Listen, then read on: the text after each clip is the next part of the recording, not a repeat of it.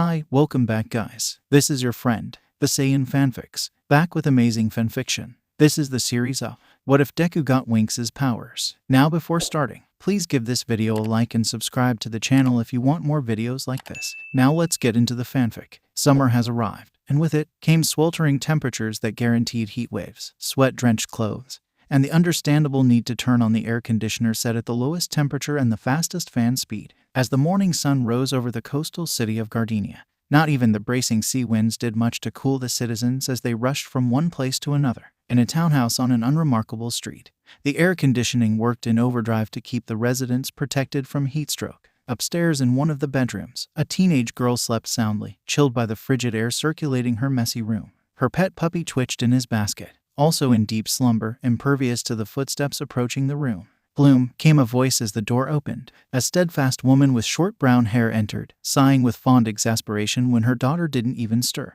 She went over to her bed and gently shook her sleeping form. Bloom, it's almost 9, time to wake up. This time, she got a response. 5 more minutes, Mum. The mother tried again. You're going to miss breakfast. Your father is making his famous eggs Benedict, and it's all going to be gone if you don't get up. Just like that, Bloom was up. Shit. No, not again. It was almost comical to see the redhead stumble over her feet as she rushed out of the room, waking up the puppy in the process. Her mother huffed, heading to the door. You better come along, Kiko. You don't want to miss out on the fresh carrots from the garden now, do you? Judging from how fast the puppy bounded out of the door too, Kiko most certainly didn't want to. Being completely ordinary in a society that prided the extraordinary over everything else was a guaranteed death sentence. Midoriya Izuku knew this all too well. While 80% of the Japanese population had superpowers, known as quirks, Izuku had the terrible misfortune to be born part of the shrinking minority that didn't have a quirk, known as the quirkless. These were usually the elderly who were born in a time when the percentage of the quirked and quirkless was more balanced. Izuku's diagnosis was almost unheard of in current times. Some say that he is a medical anomaly, since both of his parents had quirks. More will say that he is a defect, someone with a disability or a disease with no cure. The bottom line is, Izuku is an outcast, and the people around him treated him as such. Nice wheels. Where did you get it? Oh wait, don't tell me, some garage sale? Bloom rolled her eyes. Even if I did, it's none of your fucking business, Mitzi. You don't see me asking where you got that new scooter. But let me guess, your sugar daddy used his illegal money to spoil you even more than you already are. Mitzi spluttered. How dare you? All of daddy's money is perfectly legal. Glad that you actually know what legal is, Bloom drawled, already kicking off. Try to adhere to traffic rules, Mitzi. Just because you rule the school doesn't mean that you rule the streets too. If you get run over by a bus, I'm not coming to your funeral. Leaving a steaming snob behind, Bloom cycled down the swelteringly hot street, desperate to get to the city park where cool shade beckoned. Just do us all a favor and jump off a roof, quirkless freak. No one fucking cares if you died. Maybe you'll even get a quirk in your next life. And then what? I die and you get charged with abetting a suicide. You should be smarter than this, Kakin, Izuku muttered to himself as he fished his burnt notebook out of the koi pond and shook as much of the water out as possible. It was already a bad day to begin with. His homeroom teacher had outed his desire to apply to UE. Privacy laws be damned. His entire class jeered him for it. And then Kakin happily went to the ultimate low with no hesitation on his conscience. It was just like a typical school day, only 100 times worse. Thinking how he was going to salvage his notebook, Izuku wandered off from his usual route home towards a heavily graffitied underpass. His infamous muttering came back in full force, so much so that he failed to hear a nearby drain cover rattle. It burst off with a loud clang, as a monstrous being made entirely up of slime emerged like some nightmare from the depths of hell, a medium-sized meat sack. It screeched in joy, rising upon a paralyzed Izuku. You'll do just fine. Gardenia Park was located somewhat far from the coastline, and it was a bit of an understatement to call it a park. If anything, it resembled more like a small forest within the city, with plenty of maintained paths that were well lit at night. This was Bloom's favorite place in the entire city, save for her townhouse. While many residents came here for all manner of activities, the park had plenty of quiet, obscure corners where those who fancied some peace could hide away from prying eyes. For Bloom, hers was a tree stump some distance away from the paths. It had once been a towering oak tree, but termites and other infestations had done away with greatness, and the city decided to cut it down before it toppled onto some unsuspecting joggers. On the bright side, it did give Bloom a good place to sit down.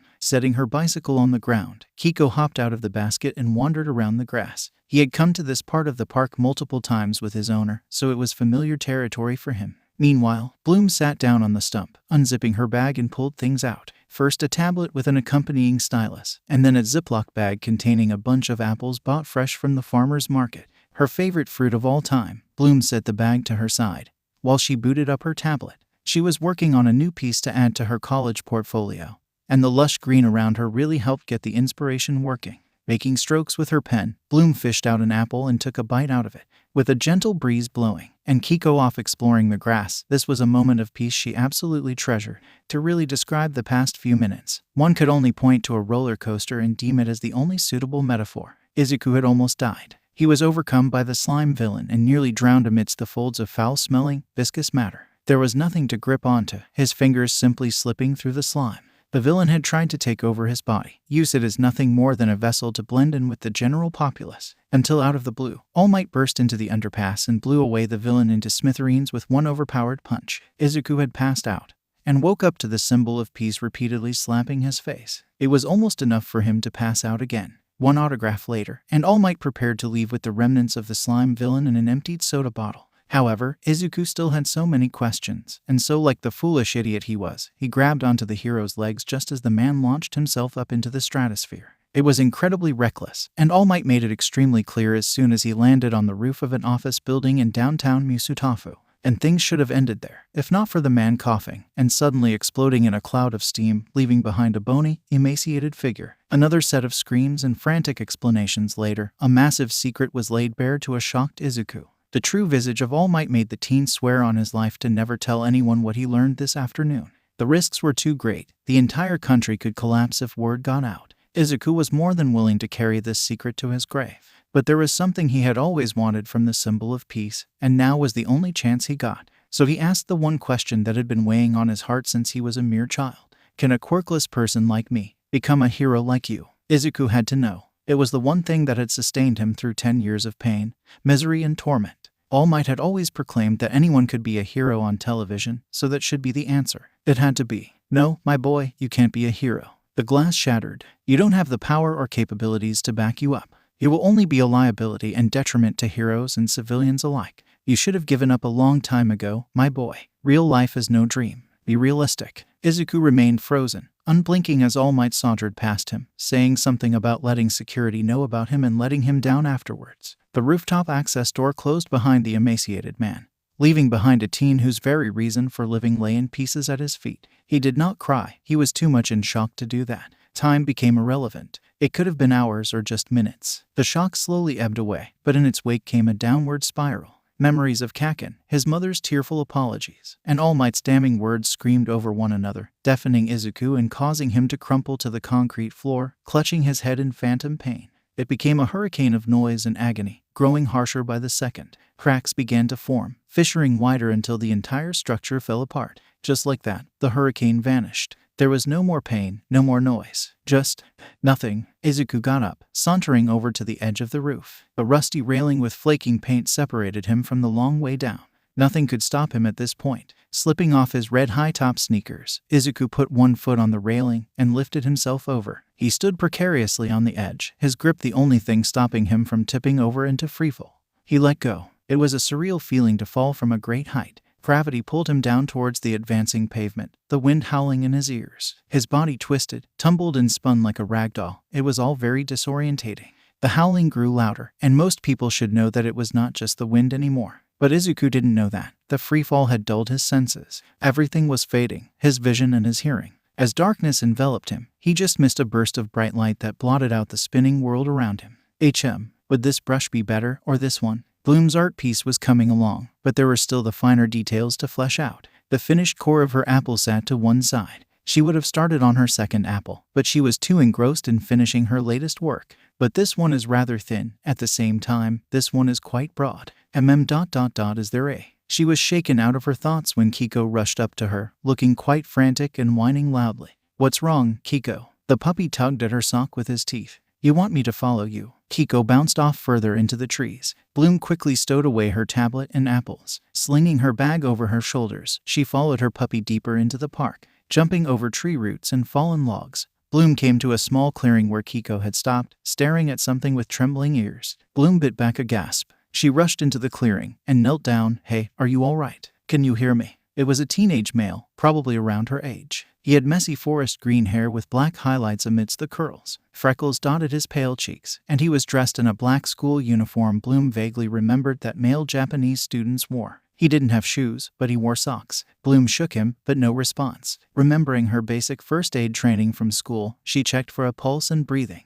The boy had both, much to her relief. The redhead fumbled for her phone. Hello, 911. What's your emergency? Hi, I have an unconscious boy in Gardenia Park. I tried to wake him up, but he is unresponsive. He has a pulse and is breathing. All right, just stay there, miss. An ambulance is being dispatched to your location. The call ended, and Bloom put her phone away. Hiko came close, sniffing the prone teen curiously. What a mess, she thought to herself. How in the world did this happen? She had no answers. You did the right thing, Bloom, Vanessa Peterson reassured her daughter. It's just so strange, the redhead admitted. What was he doing in the park without any shoes on? How did he get there? Will he be okay? I'm sure he will be, Vanessa replied confidently. The doors opened, and Mike rejoined in his family. Did you find any records, dear? Vanessa asked her husband. Nope, the burly man sat down with a huff. None that matched the description Bloom gave. The strangeness of the situation did not abate. A doctor, with the name tag of Melissa Jeffrey, approached the family. Bloom Peterson. How is he? She asked, standing up with her parents. He's stable, though still unconscious, Dr. Jeffrey replied. We don't know when he will wake up, if ever. Bloom pursed her lips. That was far from reassuring. Can we see him? Asked Vanessa. You may. Follow me. Most of the wards in the city's hospital were communal, with some holding 8 beds at the maximum, though there were a couple of single-occupancy wards for more serious cases. The doctor led the family to one such ward. The smell of disinfectant was palpable, and the steady beeps of a heart monitor echoed in the otherwise silent room. Lying on the bed, as if in deep sleep, was the boy Bloom found in the park. His black uniform had been replaced with a hospital gown meant for patients. His expression was blank, devoid of emotion other than silent peacefulness. I will leave you 3 for the time being. Call one of the nurses if you require assistance, said Dr. Jeffrey, before taking her leave. Bloom headed over to the boy's bedside. While her parents hung back a little, some of the paleness from earlier had disappeared from the boy's skin. But just as the doctor said, there was no indication of when he will wake up. What do you think will happen to him? Bloom wondered. I'm sure he'll wake up, Vanessa said. But after that, Dad said that he doesn't match any of the missing persons reports up on the bulletin. Where will he go? Maybe he'll end up in the system, Mike surmised. I don't think he has any family or friends who can take care of him. It was a grim possibility, but it all depended on if the boy laying before them would open his eyes. 15 minutes of relative silence passed, broken by sporadic conversation between the Petersons. Eventually, Vanessa decided that it was time to go. I think we better let him rest. He'll wake up on his own accord. Can we visit him tomorrow? Asked Bloom. Of course, sweetheart, Vanessa nodded. The Petersons left the ward, leaving the mysterious green-haired boy to his seemingly never-ending slumber. Despite her best efforts, Bloom found herself unable to sleep. It was already past midnight, but with all the tossing and turning, her mind was still far too awake and running to allow the rest of her body to slow down for the night. With a frustrated groan, she sat up, reaching over to turn on her bedside lamp. Hiko looked up from his basket and came over to her. I can't sleep, Kiko. That boy we found. I just can't get him out of my mind. The puppy gave her a curious look. Bloom rubbed a hand down her face. I have so many questions. Like, who is that boy? How did he end up in the park? What if he doesn't wake up? Hiko whined. There's something else too. I didn't tell Mom or Dad about it, but when we first found him, there was something really odd about him. Not appearance-wise or anything, but his entire body felt different. It was producing some weird energy, but I can't describe it in a way that makes sense. Hiko, am I thinking too much into this? Of course, the puppy couldn't give a direct answer, but the look in his eyes was more than enough for Bloom. Maybe I'll just pop a melatonin. She got up from her bed. Hopefully I can sleep then. The Petersons returned to the hospital first thing in the morning. The receptionist called Dr. Jeffrey, who led them to the ward. Still no new developments, she said, with a hint of disappointment. You're welcome to stay as long as you want, but I doubt anything will change today. The ward was exactly the same as when the Petersons left it the previous day, with the exceptions being the heart monitor being moved slightly and IV drip now attached to the boy's left hand. He was still in a deep sleep, impervious to the world around him. Poor thing, Vanessa sighed. I can't imagine not having any family to turn to once he wakes up. That was the thing though. No one even knew if he would wake up at all. Bloom went to his bedside. A hand stuck out from under the sheets, one finger attached to the heart monitor. If someone asked later, she would say that an unseen force guided her hand to brush against the boy's own. Like some electrical connection, the boy suddenly jolted, and the heart monitor started going crazy. The redhead immediately stumbled back, Vanessa catching her from falling. Suddenly, Dr. Jeffrey and several nurses barged into the ward, pushing the Petersons back as they tended to the seemingly rousing boy. A nurse told the Petersons, "Please, we need you to leave the ward temporarily until we have things stabilized." Vanessa nodded. "Come, Bloom. Let's leave the professionals to their jobs." It was back to waiting again, but this time, there was hope. The atmosphere was not as tense and uncertain as before, and Bloom eagerly waited for the moment the doctor would emerge and give them a status update. That would come after about 10 minutes. "How is he?" "He's awake now, but very out of it," Dr. Jeffrey replied. "The nurses are currently tending to him, so visiting is off the option for now. If one of you can provide me with a phone number, I can have it registered so that we can inform you on when visitation can resume." Mike provided his number, and the family went to hang around the hospital until the call came.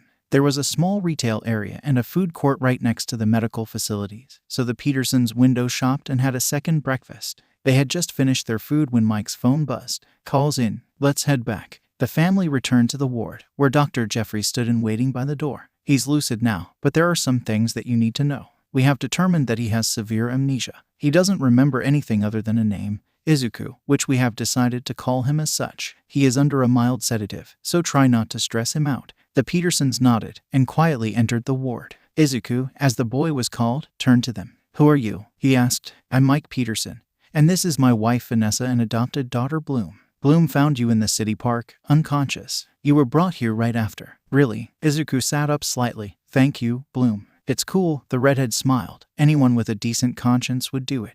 "How are you feeling, Izuku?" asked Vanessa. "Pretty well, given that I was supposedly in a coma for about a day or so," he replied. "And you really can't remember anything?" Mike clarified. "Not a thing." Izuku shook his head, "except for the name that seems to be the only thing left." A somber silence followed for a moment. Bloom surmised that it was the sedative allowing Izuku to appear as calm as he currently was. From what she had read or seen on medical dramas, people with amnesia often woke up terribly confused and delirious with fear when they realized that they couldn't remember anything from before. "So, Mr. Peterson, you're quite bulky in frame," Izuku remarked. "Are you perhaps in the armed forces?" "Not quite," Mike lit up, always proud to talk about his line of duty. "I'm one of the city's firefighters." "Interesting story. It was my occupation that led to my daughter Bloom. We've been trying for some time before, but we were unsuccessful in conceiving children of our own," Vanessa added. Then, Mike got called to a vicious warehouse fire downtown. Amidst it all, he heard wailing coming from inside the warehouse. In an incredibly reckless move, Mike braved the fire and falling debris and found Bloom inside, wrapped in a blanket.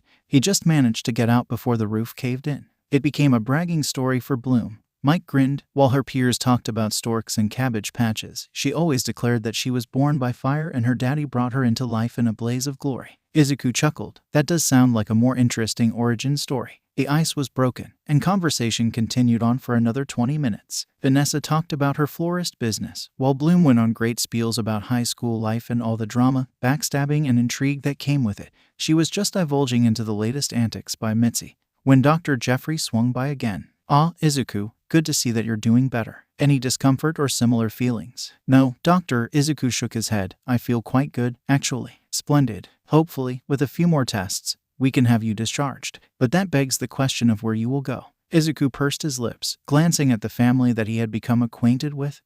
Doctor, would it be okay if I stay with the Petersons? I enjoy their company, and they are quite nice." "We are more than happy to take Izuku in," Vanessa said. Both to Dr. Jeffrey and Izuku, "We have a spare room in our home. That makes things easier. If you could follow me, we can sort out the paperwork." Mike and Vanessa got up and followed Dr. Jeffrey out of the ward. Bloom turned to Izuku. "Good to have a brother around the house." "A sister." Izuku smiled. "Yeah, that does sound nice." Izuku had no trouble settling in with the Petersons. Admittedly, the spare room was quite dusty and bare since no one has used it for a while, but with a good cleaning and an array of potted and hanging plants courtesy of Vanessa, it quickly became quite a livable space. Once all that was done, the Petersons took Izuku out to the shopping district to get him some clothes. All he had was the black uniform, and Mike's clothes obviously wouldn't fit since the teen was virtually a stick compared to the man. They didn't go overboard with the purchases. Some t-shirts, pants, jeans, shoes, socks, and underwear were really all that was needed. Izuku was incredibly grateful for his host family's generosity,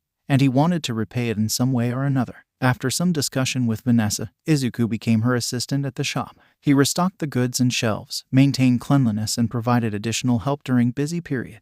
It certainly helped keep Izuku occupied, and while he was glad for some form of normalcy away from the uncertainty of his amnesia, the question of how he ended up in Gardenia Park remained unanswered. Every night for about 2 days, he and Bloom traded theories and possibilities. And while these ranged from plausible to downright outrageous, none provided the answers both sought, so they came to a decision. "So where exactly did you say you found me again?" Izuku asked. "It should be around here." Bloom muttered, "Ah, there's the tree stump." Then Kiko led me in this direction. Into the thicket they went, stepping over fallen logs and tree roots. They weaved through the foliage as they approached the clearing. In truth, neither expected to find any answers today. But then again, they also didn't expect to witness something completely mind-boggling. It started with a loud shout, and a great burst of light. "What the?" Bloom muttered. Both hurried towards the clearing, hiding behind a tree. Some kind of fight seemed to be taking place in the clearing. A tall, extremely tan teenage girl with wavy blonde hair that fell short of her shoulders stood in a battle stance against what appeared to be a lumbering, fearsome yellow ogre wearing overalls and a horde of small ghoul-like creatures. The girl wore some kind of golden yellow booty shorts and a matching colored halter top secured around her neck. She had sky-blue fingerless gauntlets, and the ankle boots she wore started as the golden yellow before transitioning into sky blue. But perhaps the most shocking were the long sky blue scepter with a sphere on the end, framed by 5 golden jewel spheres in the shape of a pentagon, and the pair of 3-pointed leaflet wings that were teal at the tips and sky blue on the inside. "What is this? Some kind of movie shoot?" Izuku muttered, as the girl swung her scepter, releasing a blast of light at the ghouls. Bloom thought it had to be. Why else would this fight against creatures that only appeared in fairy tales and fantasy novels be taking place in broad daylight in the real world? But then, where was the crew? The equipment, the cameras, the director? The girl growled and raised her scepter a second time. "Power of the shining sun." A blinding supernova blasted the clearing, forcing Bloom and Izuku to shield their eyes. Once the light dissipated, several ghouls had been knocked back, but the ogre remained where he was, unmoving. One of the ghouls had flown back into the ogre's hand. He crushed it out of existence. "Have this, then." The ogre produced a ball of crackling, purple energy and threw it at the girl. A back and forth ensued. Bloom and Izuku watched, unable to tear their eyes away as the girl and ogre traded attacks and blows. The clearing rocked with misfired and dodged shots, knocking down trees and exploding holes into the ground. Then, the ogre charged at the girl. For such a lumbering figure, the ogre moved uncharacteristically fast. The girl had no time to react before a blow from the ogre sent her flying.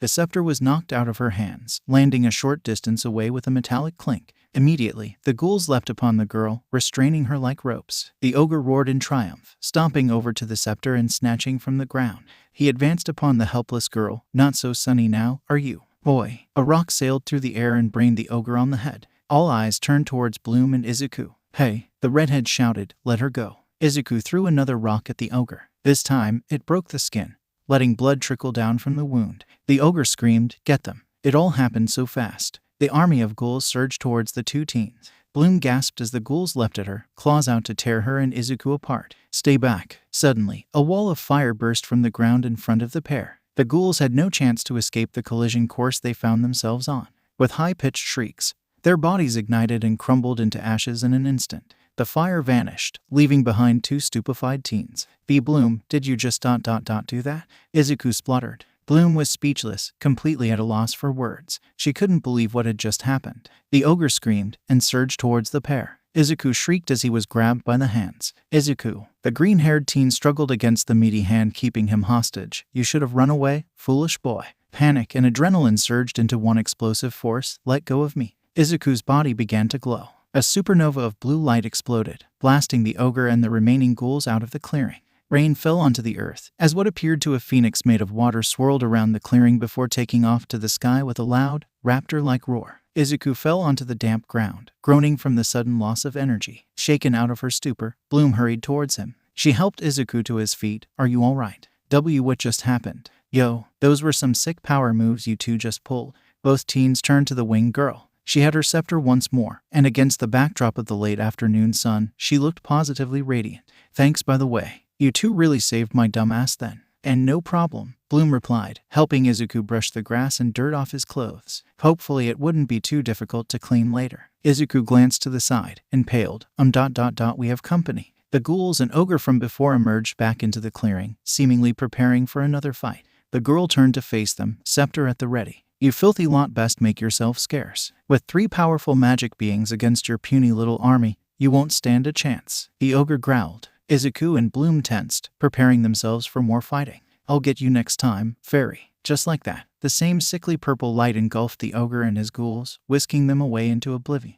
The girl lost her battle stance, her strength draining out like water. She fell to the ground, scepter rolling to one side. "Hey, are you all right?" Bloom and Izuku knelt beside the girl, but she appeared unresponsive. The bright light shrouded her, and when it dissipated, the wings, scepter, and clothes were gone, replaced by an expensive-looking dress. "This is bad," Bloom said. "Izuku, help me carry her to my bike." "Got it, Bloom." The void was dark and misty, great plumes of vapor rolling through the empty nothingness. The ogre stumbled right in, taking several seconds to regain his footing. From the darkness, 3 pairs of glowing eyes appeared. "Nut, what the hell are you doing here empty-handed? Where is the scepter?" Unlike his previous persona back at the clearing, Nut trembled under the shrill voice. I almost had it. "I swear." "Then why isn't it with you?" A second voice, calmer but no less dark, asked. "Why, you see, there were 2 earthlings, and they got in the way." A hard smack rattled Nut's head. "Useless piece of dragon dung. Are you saying that you lost the scepter to 2 humans?" A third voice, frigidly cold, warned of harsher consequences. "But they were not humans. At least, not regular ones." The ogre tried to defend himself. "You see, they had magic powers, and..." All he got for his defense was another hard smack to the head. "How many times do we need to drum into your empty skull that humans don't possess magic?" The shrilly voice shrieked. "But it's true. The girl, she conjured a wall of fire that reduced several of my ghouls to ashes. And when I tried to deal with the boy, he released this great blast of energy that caused rain to fall. It blew me and my ghouls away, literally." All 3 voices were silent for a moment. Nut, the frigid one, spoke. "Tell us more, and spare no detail." They got plenty of odd looks, and it was understandable. It wasn't every day in Gardenia for the citizens to see 2 teenagers supporting an unconscious 3rd teenager on a bicycle, wheeling her as fast as they could to someplace. But both Bloom and Izuku ignored the stares. Someone was hurt and they had to move fast. It was around sunset by the time they returned home. "Can you take one shoulder?" "Okay." With quite a bit of struggle, the 2 teens half carried, half dragged the unconscious girl up the steps to the front door. Bloom managed to press the doorbell, which was thankfully answered after only a few seconds. "Bloom, who is this?" Mike was, understandably, shocked when he laid eyes on the girl. "I'll explain later, Dad," the redhead replied. "Can you help us?" Mike wasted no time.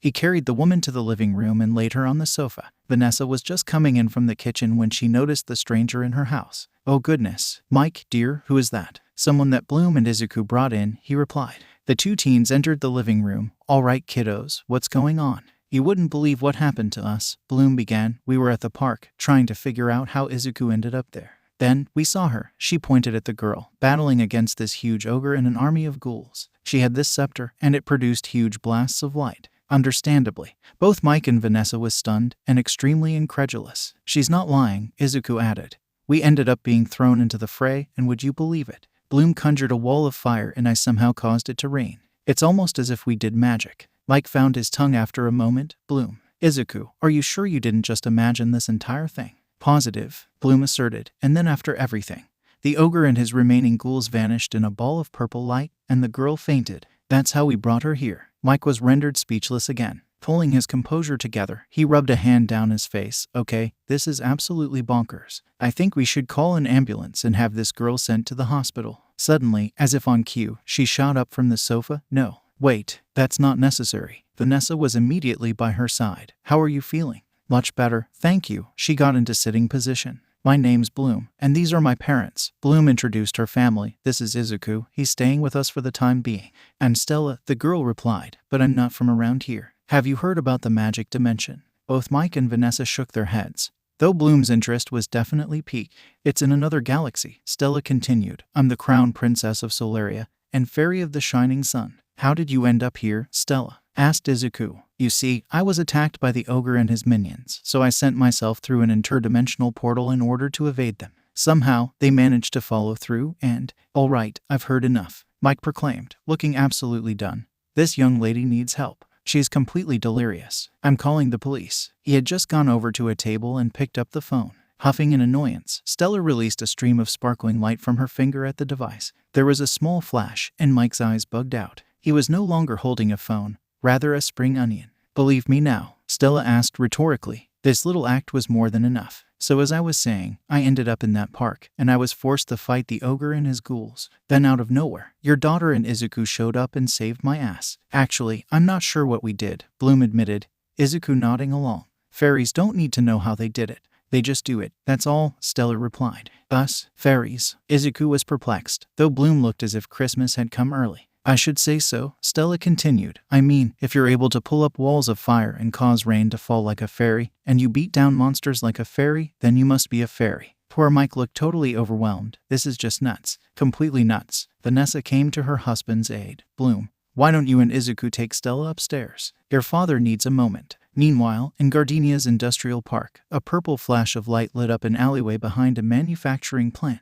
Nut peered out to check whether the coast was clear. Behind him were his army of ghouls, and a large, lumbering hunting troll with blue, leathery skin that smelled absolutely horrendous. Troll, sniff out those fairies. The foul-smelling creature took a big whiff of the air, before pointing in a direction. This way, unaware of the dangers approaching their home, Bloom and Izuku led Stella up to the redhead's bedroom. Kiko, who had been snoozing in his basket, woke up to see an unfamiliar person enter his territory. Cool, I love your room. Stella then noticed some of Bloom's old artwork. Oh wow. Did you draw these? These are so good. Oh, those were many years ago. I wasn't that good then. Bloom rubbed the back of her head bashfully. So, Bloom, Stella turned to her. I've been meaning to ask you this. Are your parents okay? I think so, eventually, Bloom replied. It's just that this day has been kind of insane. I wish I could believe that Izuku and I are fairies. Well, you just need to believe it, Stella said. When you need them, you were able to call up your powers. You two always had them, you just didn't know it. She turned to Bloom's desk, where a pen holder stood next to her laptop.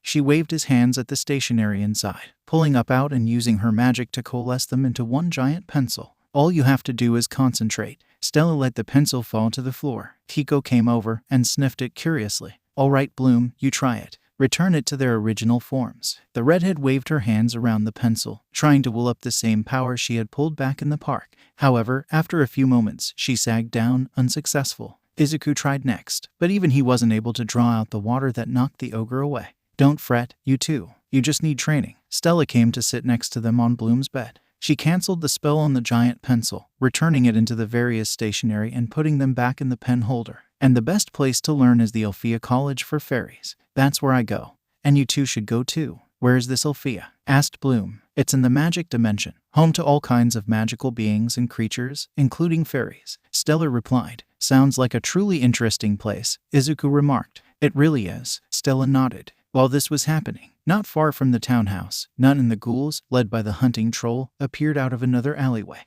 The troll took another big whiff of air, before pointing a large finger at the townhouse across the street from it. Fairies are over there. Nut nodded. We'll take care of all three. Meanwhile, Vanessa was trying to talk some sense into her husband.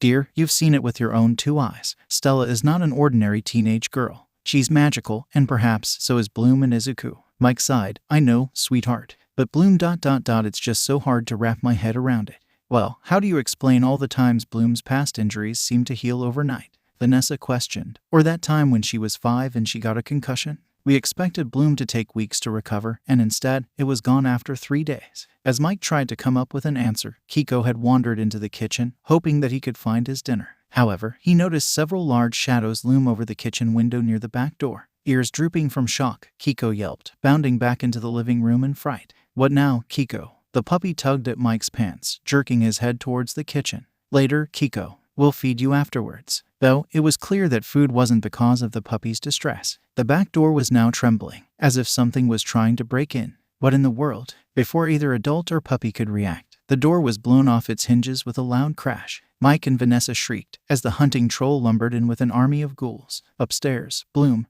Izuku and Stella heard the house shake from the violent entry. Shit. The redhead shot up. Someone broke in. Mike picked up the footstool he'd been using to act as a shield against the advancing ghouls. Nut stomped in, teeth bared. Puny humans, where are those fairies? Looking for moi. Stella stood ready for battle. Bloom and Izuku behind her. The tan blonde's power surged as she called on her magic to transform magic wings. In a split second, the dress was gone, replaced by wings and her scepter. Solar flare. Stella fired a blast of light that knocked the troll back. Nut was not amused. Don't just stand there, you fools. Get them. Bloom, Izuku. We're outnumbered, Stella said as the ghouls advanced. We have to split them up. The redhead nodded. Come on, ghouls, let's take this outside. Izuku was about to follow when Nut decided that he was done taking a backseat. The ogre charged towards Izuku, forcing the teen to dive out of the way. With Stella distracted with the troll, Izuku was on his own. Rolling out of the path of another punch from Nut, Izuku got back up when something came flying into his hand. It was a kitchen cleaver. Nut roared and charged at Izuku again, acting entirely on instinct. Izuku raised the cleaver and sliced it down. Nut screamed, stumbling back as he clutched a gash on his right arm, blood spurting out uncontrollably. Taking a leap of faith, Izuku surged towards the ogre and swung the cleaver down a second time. Nut fell to the floor, his overalls split across the chest from the second gash. Then, remembering that Bloom was all alone with the ghouls, Izuku bolted towards the remains of the back door. Outside, Bloom had taken down 3 ghouls by herself, but as more poured out of her house, she quickly found herself outnumbered. Finding a rake nearby, she armed herself and dove into the fray. This was how Izuku found her, using the rake as both a bat and a spear to knock away the ghouls that leapt at her. Hey, the ghouls turned around, only to face the blood-stained blade of the cleaver. Within minutes, all of the remaining ghouls lay dead on the ground, their bodies cut to pieces and heads rolling around like marbles. Bloom, are you all right? I'm good. Thanks for the backup. A great flash of light burst from inside the house. Stella dove through the kitchen window and rolled to a stop, jumping back onto her feet immediately. All good. We're fine, Bloom replied. Did you take care of the troll? The answer came as the troll, while battered, burst out of the broken doorway with bloodthirsty intent. Evidently, I didn't do enough, Stella growled, readying her scepter again. Bloom and Izuku also readied their weapons as the troll advanced upon them. However, before it could attack, a rope with a glowing orb at one end wound itself around the troll's neck and tightened. Like a rabid dog suddenly leashed, the troll howled, clawing at its neck. Just in time, Stella sighed in relief. At the other end of the rope was a tall, incredibly muscular young man with slicked-back maroon red hair. He was flanked by 4 other young men, all wielding weapons of their own.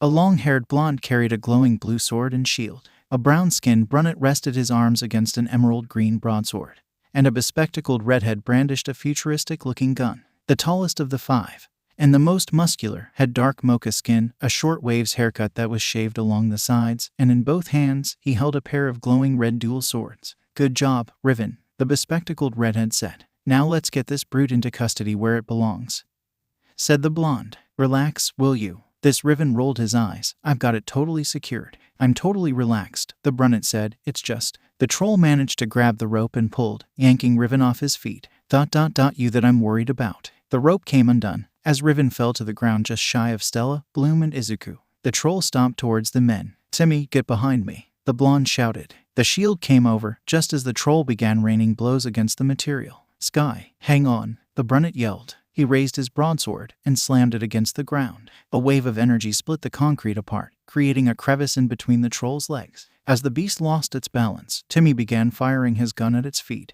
The bullets hit with explosive force, knocking the troll head first into the crevice. It was around this time that Nut emerged from the house with more ghouls. Riven pushed himself up. You 3 have done enough. Leave things to us now. He unsheathed a purple sword and sliced the ghouls apart. His dark-skinned comrade jumped into the fray, slicing apart more ghouls with his twin blades. Then 2 ghouls leapt onto Riven, forcing the other to yank them off. This gave Nut the chance to knock them both to the side with one powerful punch. However, before the ogre could inflict any more damage, he was blasted away by the combined magical power of Stella, Bloom, and Izuku. And that's how you get rid of an ogre with magic, said the blonde. Bloom was amazed. Wow, I really can do it. Dazed from the blow to the back, Nut picked himself back up. However, it became evidently clear that he was outnumbered and outgunned. He had no more ghouls left, and the troll was still stuck in the crevice. Faced against 3 fairies and 5 powerful men with weapons, he stood no chance. So he made the wisest decision to flee, disappearing in a burst of sickly purple light.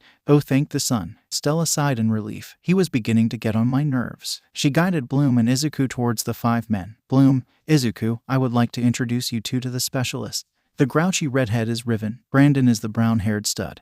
The brunette winked. Prince Sky of Heraklion. The blonde flipped his long ponytail back with flourish. That's Timmy over there, the bespectacled redhead waved. And finally, Prince Marcel of Ningana. The dark-skinned man simply nodded. Out from the crevice, the troll hauled itself out. You're not going anywhere, you brute. Timmy quickly snapped an electrified collar around its neck. The troll screeched and groaned as paralyzing electricity coursed all over its body, lifting it out of the crevice. Where is it going to go? Asked Izuku. We'll take it back to Red Fountain first, Brandon replied. After that, it's going to be reduced to inorganic matter. Hunting trolls are incredibly dangerous, Timmy added. No creature preserve would ever want one in its habitats. Admittedly, Izuku was surprised that such drastic measures were going to be taken. But given after what happened tonight, he couldn't really dig up any sympathy for the troll. Thanks a lot, you guys. Stella waved them off. Take care on the way back. A portal was activated. Riven went first, pushing the troll into the spinning force field without even a farewell. Bye. Brandon and Timmy waved back before stepping through themselves. I hope to see you around, Bloom. Sky called as he stepped through the portal. Bloom waved back shyly. Marcel was the last to depart. He took one last look, specifically at Izuku, before disappearing through the portal, which closed up shortly after. Well, I guess that's that, Izuku remarked. Oh wait,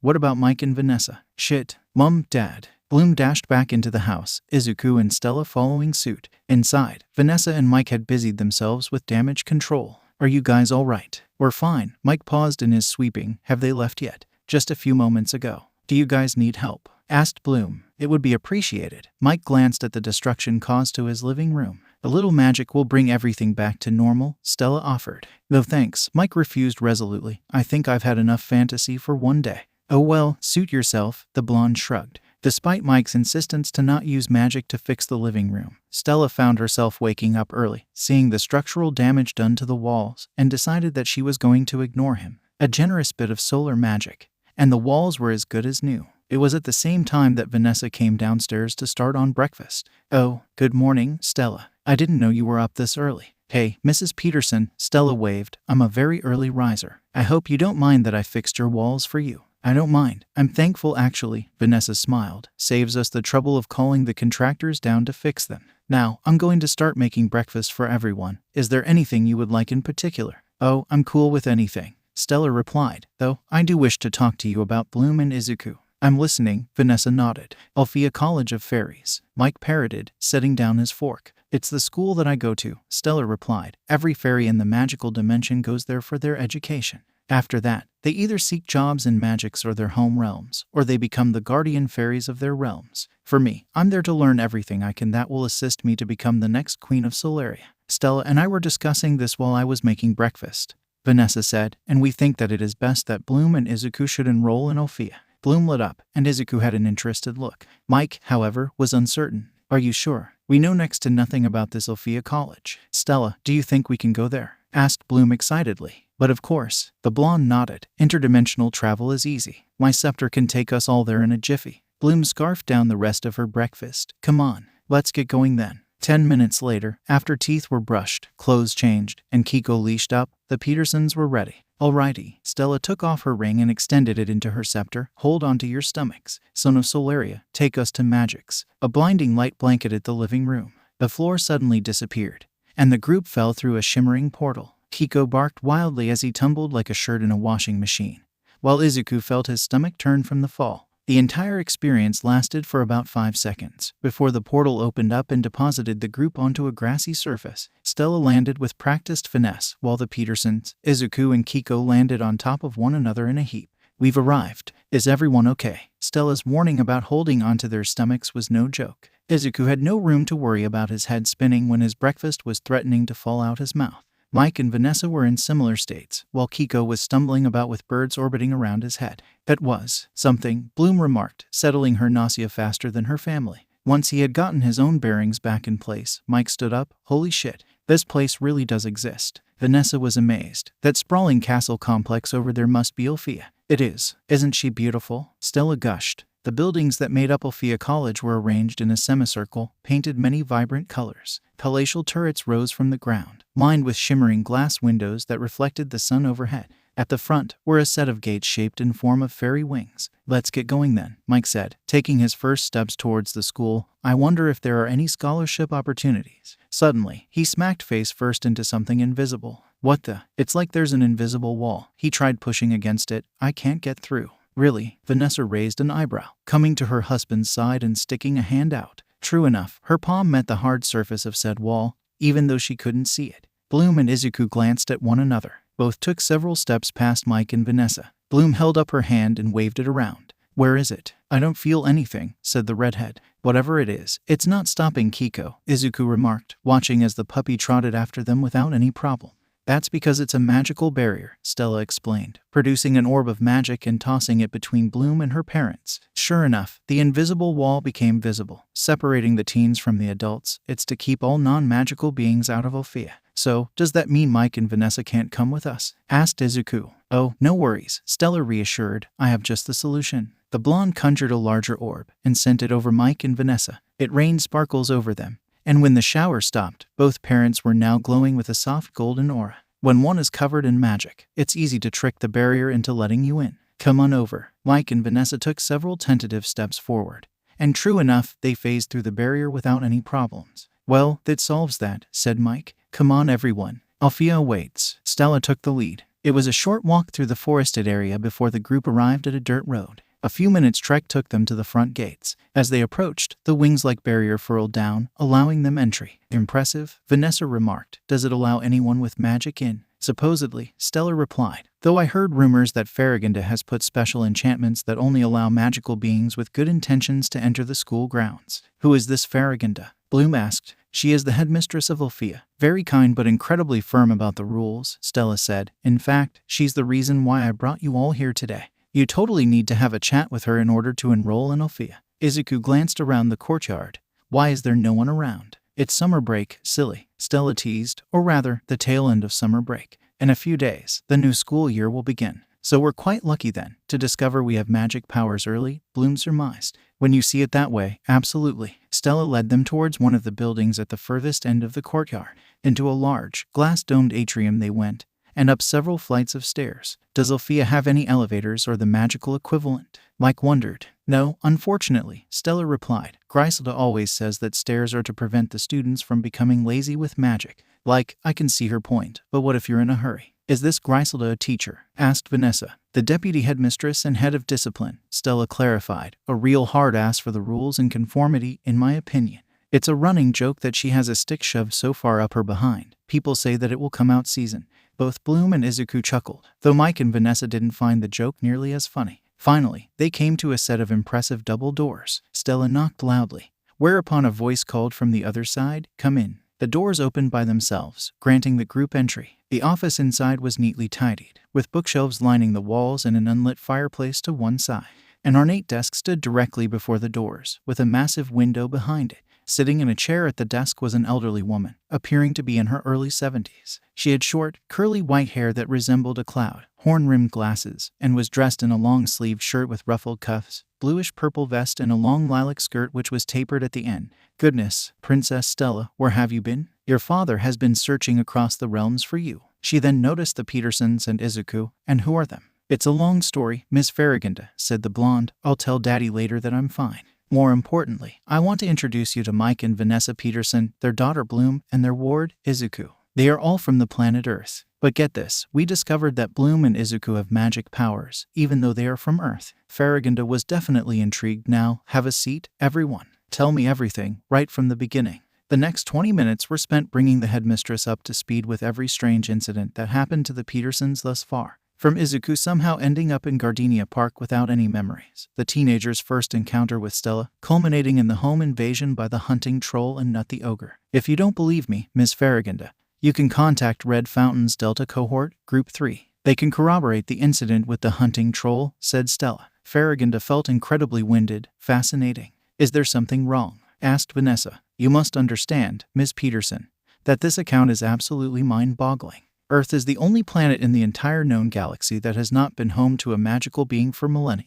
Magic simply does not exist there, as far as recorded history has shown. Your daughter and ward have completely thrown the accepted notion right out of the window by having magic powers. Tell me, do you and your husband have magic yourselves? No, we don't, Mike replied. However, we adopted Bloom after I rescued her from a burning warehouse 15 years ago. And we don't know where Izuku is really from, so maybe that's why they have magic. Perhaps. Faragonda nodded in assent. However, unless we know with certainty which realm or dimension Bloom and Izuku originate from, we can't say for sure. The only thing we do know is that both have magic that has only awakened very recently. I think it will be in everyone's best interests if both Bloom and Izuku enroll into Alfea so that they can learn how to harness their magic safely. Oh, thank the sun. I was just about to propose that myself. Stella visibly relaxed. What are the tuition fees, if I may ask? Mike asked. We have a school fund that helps disadvantaged students complete their education here in Alfea, Faragonda explained. While there are a few requirements, such as maintaining a passing grade across all subjects until graduation,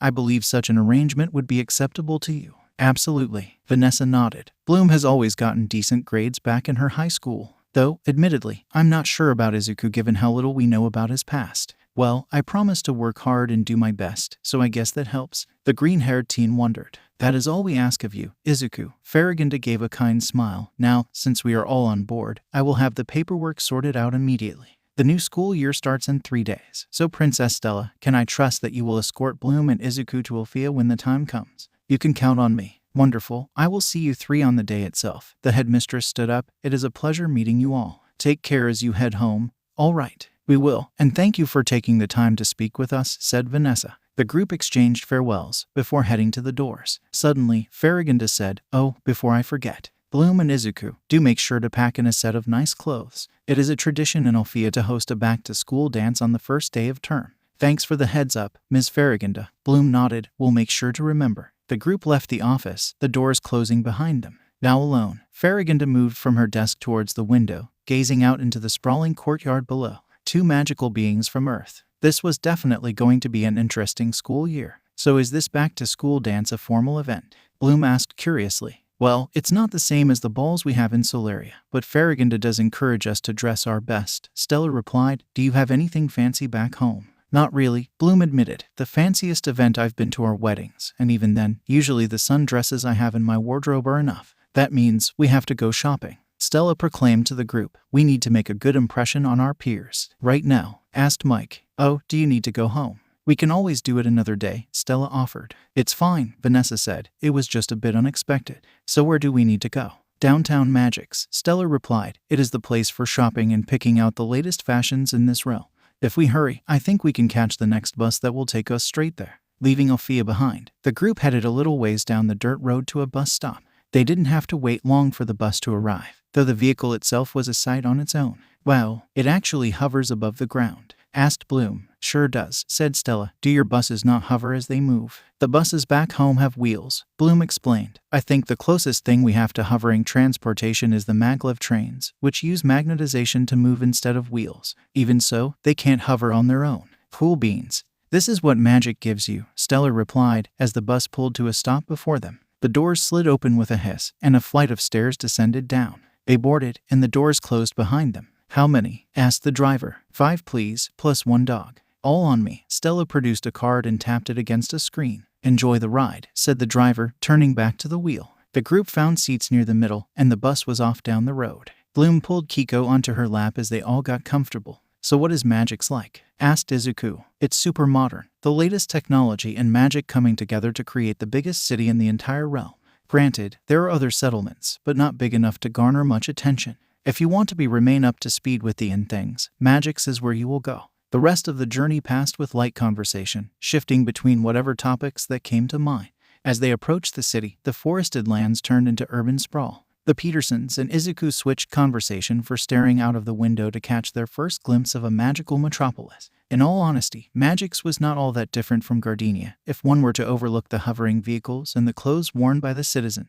Also, the liberal use of magic in everyday activities. The bus pulled into a main terminal building, allowing the group to disembark. A considerable walk away from the downtown core took them to an expansive retail neighborhood in the western side of the city. Just about anything imaginable was on sale, including many items that Bloom knew would never exist on Earth. Stella led them towards Fashion District. So Bloom, Izuku, anything you would like. It's all on me. Really, you're willing to pay? Bloom needed to know. Of course, Stella beamed. Call it as thanks for saving my ass against that ogre and his army of ghouls back at the park. Then, maybe something practical, but nice too. Same for me, Izuku said. I don't want anything too expensive, especially if I don't get to wear it often. Stella appeared deep in thought for a moment, as if she was trying to remember something. I know just the place. Come on, you guys. She led them to a moderately high-end boutique a little bit away from the district center. It catered to all genders, and there was plenty to view and try out. An impromptu fashion show took place where Bloom and Izuku would go in and out of changing rooms, parading different suits and dresses to Stella, Mike, and Vanessa. There was much negotiation and rejection before the final pieces were selected. For Bloom, it was an off-shoulder, royal blue dress with translucent sleeves filled in with shimmering jewels that thankfully were not diamonds. That would have been far too opulent for Bloom's tastes. The bodice was snug fit around torso, while the skirt was moderately flowy and had a sweep train at the back. Izuku's final suit was navy blue, almost black. The lapels were embroidered with little silver filigree vines, as were the cuffs, instead of the usual standard-issue tie. The collar of the white dress shirt was secured with an emerald-encrusted bolo tie. The combined price tag was still staggering, but Stella didn't even flinch. She simply whipped out her card and paid for both outfits without batting an eyelid. "With these two, I'm quite certain that you're going to turn a lot of heads come the dance," the blonde remarked as they left the boutique. "I still can't believe that I now own an expensive dress," Bloom muttered. "Well, I owed you and Izuku a favor, now we're even." "Stella, I can't thank you enough for this," said Izuku. "You could, actually, by doing something about your hair," Stella suddenly said. "Have you considered getting it styled?" Admittedly, Izuku was taken aback by the sudden question. "Pardon? If I'm being honest, your hair looks like it would be a pain to tame as it currently is," Stella said, lightly tugging at a curly forest green lock, "not to mention how many combs your hair could potentially murder." "She does have a point," Vanessa remarked. "If the wind picks up, it could fly everywhere." "Right." Stella was relieved that someone understood where she was coming from.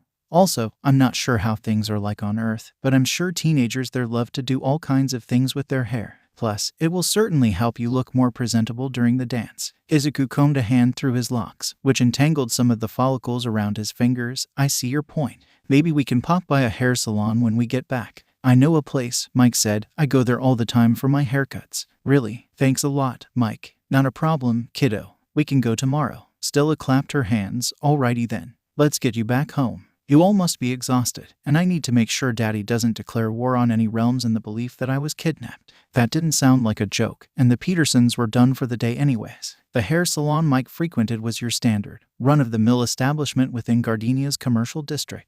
As it was a Saturday, it was quite busy, with a queue already waiting for their turns. Luckily, there were plenty of newspapers and magazines available to read, and the salon had a television mounted on a wall broadcasting the daily news program. Still, it was quite a long wait until a booth opened up for Izuku. "What will it be, Sonny?" asked the stylist. I suppose whatever is trending and works with my hair." Izuku shrugged. "I know just the style for you. Just sit back and relax." The buzz of the electric razor was activated. Whole swaths of his forest green locks along the sides and back were shaved, falling to the floor like leaves. His fringe was left alone, though the stylist used some gel to make the curls a little less messy. The final look was a faded side style with volume on top. "What do you think, Sonny?" "I think ... it looks good," Izuku replied after a moment, amazed on how different he looked from his previous state as a messy broccoli. "Glad to be of service," the stylist nodded. "Now, scoot on back. It's Mike's turn now." "I totes approve your new look, Izuku," Stella gushed. "You think so?" Izuku tapped his fingers together shyly. "Very stylish. And it doesn't look like a bird's nest anymore." Stella nodded. "Oh, by the way, where's Bloom? We need to get going soon." "Right on cue." Bloom hurried down the stairs with her suitcase in hand. "Hey Stella, sorry for the hold-up. I almost forgot to pack in Kiko's leash." "No probs. It's good to make sure you have everything." It was time to go. Bloom and Izuku hugged Mike and Vanessa in a farewell. "I'll call you guys when I settle into Alfea." "Make sure you do," Mike replied. "Thank you so much for letting me stay with you," said Izuku. "I can't express how much I am grateful for your generosity." "It's no trouble, Izuku," Vanessa smiled. "We love your company, and you're always welcome in our home." It was hard not to shed tears, but Izuku managed. "Ready?" asked Stella. Bloom and Izuku nodded, Kiko in the former's arms. Mike and Vanessa stepped back, waving goodbye. Stella extended her scepter. "Son of Solaria, take us to Alfea." The living room burst with a blinding light. The floor disappeared, and the three teenagers, plus one puppy, fell through the portal into the magical dimension. This time, Bloom and Izuku were prepared, and landed on their 2 feet behind Stella. The portal deposited them on the exact same spot that it did a few days prior. "Everyone good? Alrighty then, let's get moving." The dirt road leading up to Alfea, unlike their first visit, was jam-filled with students and hover vehicles. It was a diverse, cosmopolitan mix of genders, skin colors, and body sizes, intermingling with one another as everyone entered through the open gateway. "Goodness, it's so packed," Bloom exclaimed. "There must be, what, like a few thousand students?" Izuku estimated, moving to one side to not collide with a taller girl. "That's about right," Stella replied. "Now where is ... There she is." To one side, a severe-looking woman with a simple haircut, thin spectacles, and decked out in a prudent dress stood with a clipboard and quill. Before her was a queue of nervous-looking students. Why do I have the feeling that she is this Griselda you talked about last time, Stella? Bloom wondered. The one who has a stick shoved so far up her ass that it will come out seasoned? Izuku added. Because you two are absolutely right on the nose, the blonde said. Wow, you have a lot of guts to say that within earshot, an unfamiliar voice said behind them. All three turned around. A tall, well-toned girl with short magenta hair stood before them, carrying her own luggage in hand. She's notorious for meting out detentions, or so I heard. I'd be careful with your words around her. Well, it's loud around here, so it's not likely she will hear, will she? Stella replied with a shrug. Still, you'd do good to be cautious. The unknown girl returned the shrug. Oh, where are my manners? I'm Tekna, from Zenith. Them and they pronouns. If we encounter one other in class or otherwise, do make sure to use the correct pronouns, okay? Oh, sure, Bloom nodded. Suddenly, Tekna scrutinized Stella with a thoughtful look. Hang on, aren't you the one who blew up one of the potions laboratories last year? Bloom and Izuku whipped their heads towards Stella. It was in the name of fashion. The blonde crossed her arms defiantly. I don't regret it. How did you get readmitted? Tekna asked. Stella held a finger to her lips and winked. Trade secret. Now, so sorry to cut this conversation short, but we need to get our attendance taken. Come on, Bloom, Izuku. Perhaps we'll see more of each other later, Tekna. Likewise, see you around. Tekna waved and disappeared into the crowd. Bloom had to ask, how on earth did you blow up a potions laboratory? I was experimenting, Stella replied simply. They got into line and were facing Griselda within minutes. Good afternoon, Ms. G. Long time no see. Stella grinned airily. Griselda's eyebrows dipped even lower. Not long enough, Princess Stella. I still have no clue how your parents managed to convince the school board to readmit you back, given your escapades last year. Daddy did promise a large donation, and it will take a lot more to get rid of me, you know. Stella stuck her tongue cheekily. Griselda sighed. Perhaps I should have known that by now. She ticked Stella's name off her clipboard. And these two. Bloom Peterson, from Earth. Izuku, also from Earth. Only that, I don't remember a surname. Griselda scanned her name list. Ah, yes, there you are. You three may come in. With clearance granted, they moved past the deputy headmistress and joined the other students already congregating in the courtyard.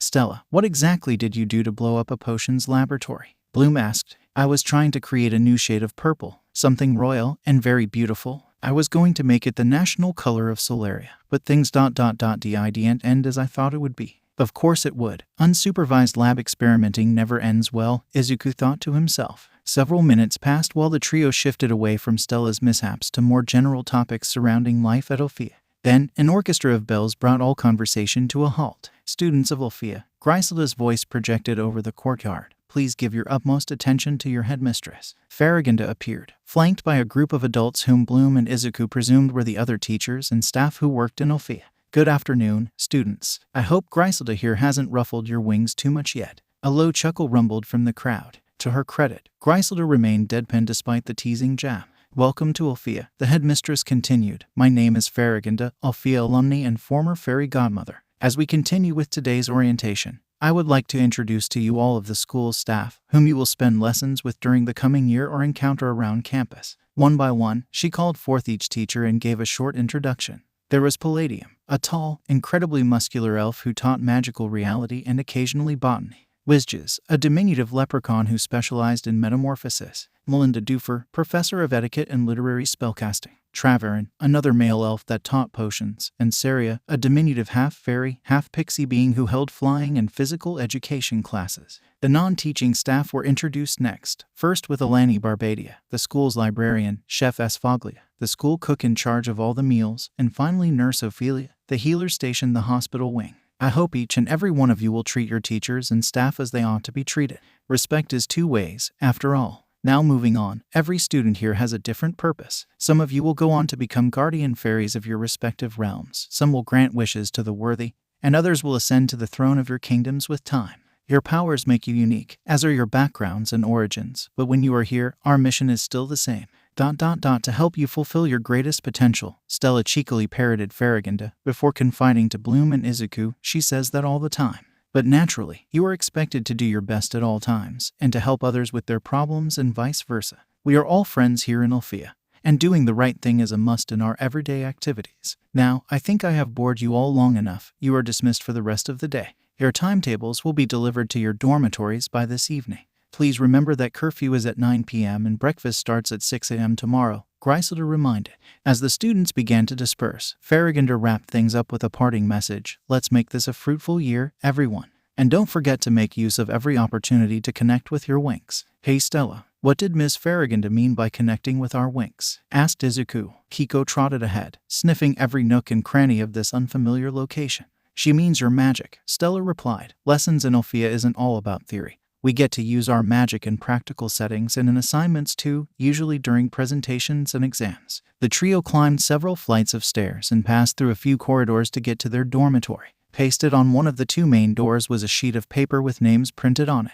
Dormitory 3-5. Double Room 1, Princess Stella of Solaria and Izuku of Earth. Double Room 2, Flora Arafina of Linfia and Bloom Peterson of Earth. Double Room 3, Musician of the Harmonic Nebula and Techna Camden of Xena. Cool, Techna's our doormate. And we have different people this year, Stella exclaimed. Didn't like your roommates the last time round? Asked Bloom. No sense of humor, those lot, and certainly bad taste in fashion. Stella replied. Let's see if anyone else has arrived yet. The dormitory was made up of a central common space with doors leading to the 3 rooms. The common space was quite large, with one half furnished with a flat-screen television, 2 sofas and a couple of armchairs, and a coffee table at the center. The other half was empty, left up to the occupants to decide how to use. Large glass windows adjacent to the furniture let in the sun's rays, blanketing the space with plenty of natural light. The trio decided to check out Stella and Izuku's shared room first. Like the living space outside, it was bathed with natural light from the large window. The walls were painted a soft peach color. 2 queen-sized beds stood opposite one another with shared bedside table. And as a testament to how big the room was, there was more than enough space for the 2 walk-in wardrobes built in each half of the room. They've expanded the room. Neat, Stella gushed. Did you used to have a room all to yourself? Izuku asked as he claimed a bed to set his luggage down. I did, Stella nodded. Princes and princesses who attend Alfea have their own private rooms within a dormitory. Other students typically have a roommate sharing a room with them. According to the list, a Flora Arafina is my roommate. Bloom headed over to another door that had a number 2 inscribed on it. I wonder if she's already here. She opened the door and stepped inside. Suddenly, a loud scream shook the room. Bloom stumbled back on instinct. It was a vine of some sort, connected to a potted plant with a bud that vaguely resembled a human head. It curled the trodden-on vine into itself, nursing it while making groan-like noises. Shit, sorry. Bloom wasn't quite sure how to respond to a plant that first looked like no other plant back on Earth she was familiar with, and second, was acting like a human would when someone accidentally stepped on them. Oh, no, don't be sorry. A chubby girl of about average height came up to Bloom. She had long, flowing brown hair with blonde within her bangs. Her skin was golden brown, and her irises were an olive green. Dressed in a floral print dress that fell short of her knees, Bloom imagined that she wouldn't look out of place in a conservatory. I just got here myself, and I haven't had the time to properly sort out my things. Are you perhaps Flora? Asked Bloom. Yes, I am. The girl grinned. You must be Bloom, right? That means we're roommates. Hey Bloom, came Izuku's voice. We heard a loud scream. Said Teen and Kiko entered the room. Curious with a new location, the puppy wandered around. Flora, this is Izuku, Bloom introduced. He lives with me on Earth. Nice to meet you, Flora, said Izuku. Likewise, Izuku. She beamed. But I thought magic doesn't exist on the planet Earth. That's what I thought so too. Bloom turned around. Oh hey, Techna, you made it. Hey Bloom, Izuku. Techna turned to Flora. You're Flora Arafina, right? My name's Techna. They pronouns please. Nice to meet you, Techna. Don't worry, I'll make sure to remember. Then I can tell we're going to get along just fine, Techna grinned. They looked around. Where is the lab exploder? Right on cue. Stella emerged from her room. Oh Techna, you're here. And you must be Bloom's roommate Flora, right? That's me, Flora nodded. Is it really true that you blew up a laboratory? Before Stella could reply, someone else did it for her. That's what the seniors were saying. It was big news last year. At the main doorway stood a girl that Bloom imagined would not look out of place in an East Asian country. She had short black hair tied up in twin pigtails, and her attire screamed street hip-hop dancer. Hey everyone, the name's Musa. The girl waved with a boyish grin. By the way, Stella, if you're about to explode something else, do let us know in advance so that we can all bounce, okay? That sparked laughter within the new doormates, except for Stella. The blonde huffed. I did it for the betterment of my kingdom. I'm curious though, Techna said after they calmed down. Did you succeed in creating that shade of purple? Nope, Stella replied, but I will succeed, one day. Just make sure to give us a heads up, Musa interjected. That way we can flee the premises before another explosion brings the ceiling down on us. Another round of laughter. Flora cleared the tears from her eyes. So, what do you guys intend to do today? I'm going to tour the campus, Techna said. I want to be familiar with the layout so I don't get lost. That sounds like a great idea, said Bloom. Can we tag along? I don't see why not, Techna replied. It's only rational to know your way around before lessons start. Then after that, we can head down to Magix for dinner, Stella suggested. We're going to be around each other for 3 years anyways. We can get to know each other better. Rockin', Musa flashed a thumbs up. Give me and Techna a moment to put our things down first. Then we can head out. That was reasonable. Their exploration of the campus took up the better part of the afternoon. If Alfea looked huge from the outside, the same could be said for the inside. There were many classrooms and lecture halls, more than the group could count. They also found the dining hall, library, the potions laboratories, a greenhouse, an exercise gym, the magical reality facility, the kitchens, and the staff offices. Once their self-guided tour was done, it was nearing 5 in the evening. Gosh, I'm starved, Musa announced as they headed down to the gate. Any ideas for chow time? How about pizza? Bloom suggested. I'm curious if Magix has a similar style in pizza making as they do on Earth. I've heard about Earth before, though the information about that planet is incredibly limited, said Techna. The general consensus is that it is the only planet in the known galaxy that doesn't have magic. But you and Izuku have magic, right? Flora asked Bloom. Did your parents move to Earth from your realm? No, actually, Bloom shook her head. I'm adopted. My parents don't have magic themselves. And we're not quite sure where Izuku is from. What do you mean? Musa reflected the curiosity shared with Techna and Flora. At this moment, the bus arrived. They boarded and grabbed seats. Bloom continued the conversation. It was incredibly strange. I was at the local park when my puppy found Izuku. He was lying in a clearing, unconscious and without shoes. I called for an ambulance and he was taken to the hospital. I woke up the next day, but the doctor discovered that I have amnesia, Izuku added. Amnesia, Techna parroted. So you're missing a chunk of your memories. Not just a chunk, Izuku corrected. I literally can't remember anything prior to waking up, other than the name Izuku, which I use in order to identify myself. Wow, Musa was amazed. This sounds like something out of comic book. The protagonist getting transported to another world and they are missing all of their memories. It does sound like it, right? Izuku agreed. Furthermore, Bloom and I only had magic for less than a week. How is that possible? Techna asked. Bloom spent about 5 minutes explaining their first encounter with Stella in the park. Freaky, Musa replied breathily. Again, sounds right out of comic book. An interesting chain of events, Techna surmised. But I'm drawing blanks on several things. Namely, where the both of you could have originated from to have magic on a planet that was supposed to be devoid of magic for millennia. Well, even Faragonda was stumped, so I guess we would probably never know. Bloom shrugged. There was a lull in the conversation for a short while following after. Hey Flora, said Izuku. So I saw other plants in your room other than the one Bloom accidentally stepped on. I've never seen anything like them before. Could you tell us more about them? Flora lit up, always happy to talk about her pride and joys. As always, Magix was completely packed with people going about their business this particular evening. Stella did a quick search for a good pizzeria, found one, and turned on the GPS map to guide the group to their destination.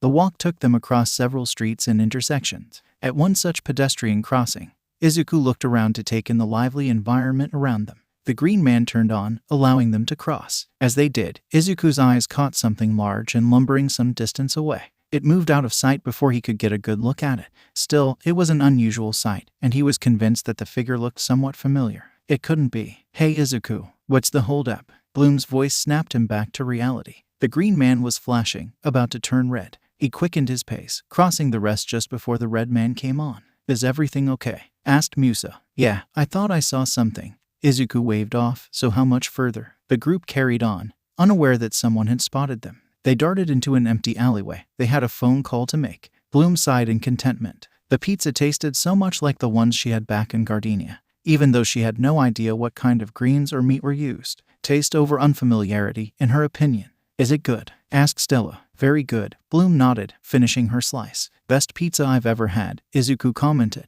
The conversation shifted towards school matters. Have you guys seen the timetable yet? Musa asked. I'm not sure if I'm going to get used to waking up early. Have you tried consuming caffeinated beverages in the morning?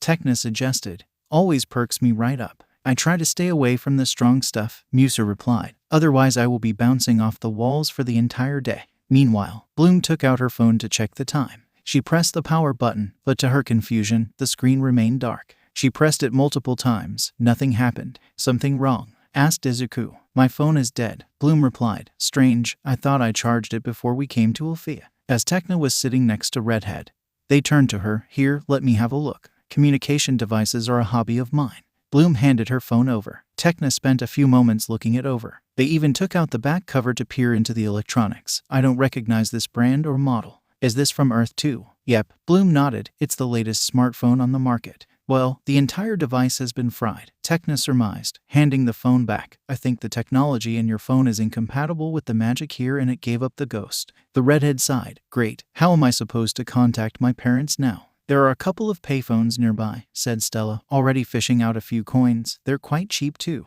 You're a lifesaver. Bloom took the coins. Izuku, do you want to come along with me? Sure. He turned to the others. Save a couple more slices for us. All right. With a thumbs up from Musa, Izuku and Bloom got up from the table and left the restaurant. A bit of searching led them to the phone booths, as Stella said, which were thankfully empty. The booth was quite large, enough to fit about 3 people each. Bloom and Izuku slipped into one. Bloom slipped the coins into the slot and dialed in her home number. A few dial tones later, the call was picked up. Hello. Hi, Mum. It's me, Bloom. Oh, Bloom, it's so good to hear from you. How have you and Izuku been? Settling into Alfea and all? Bloom passed the receiver to Izuku.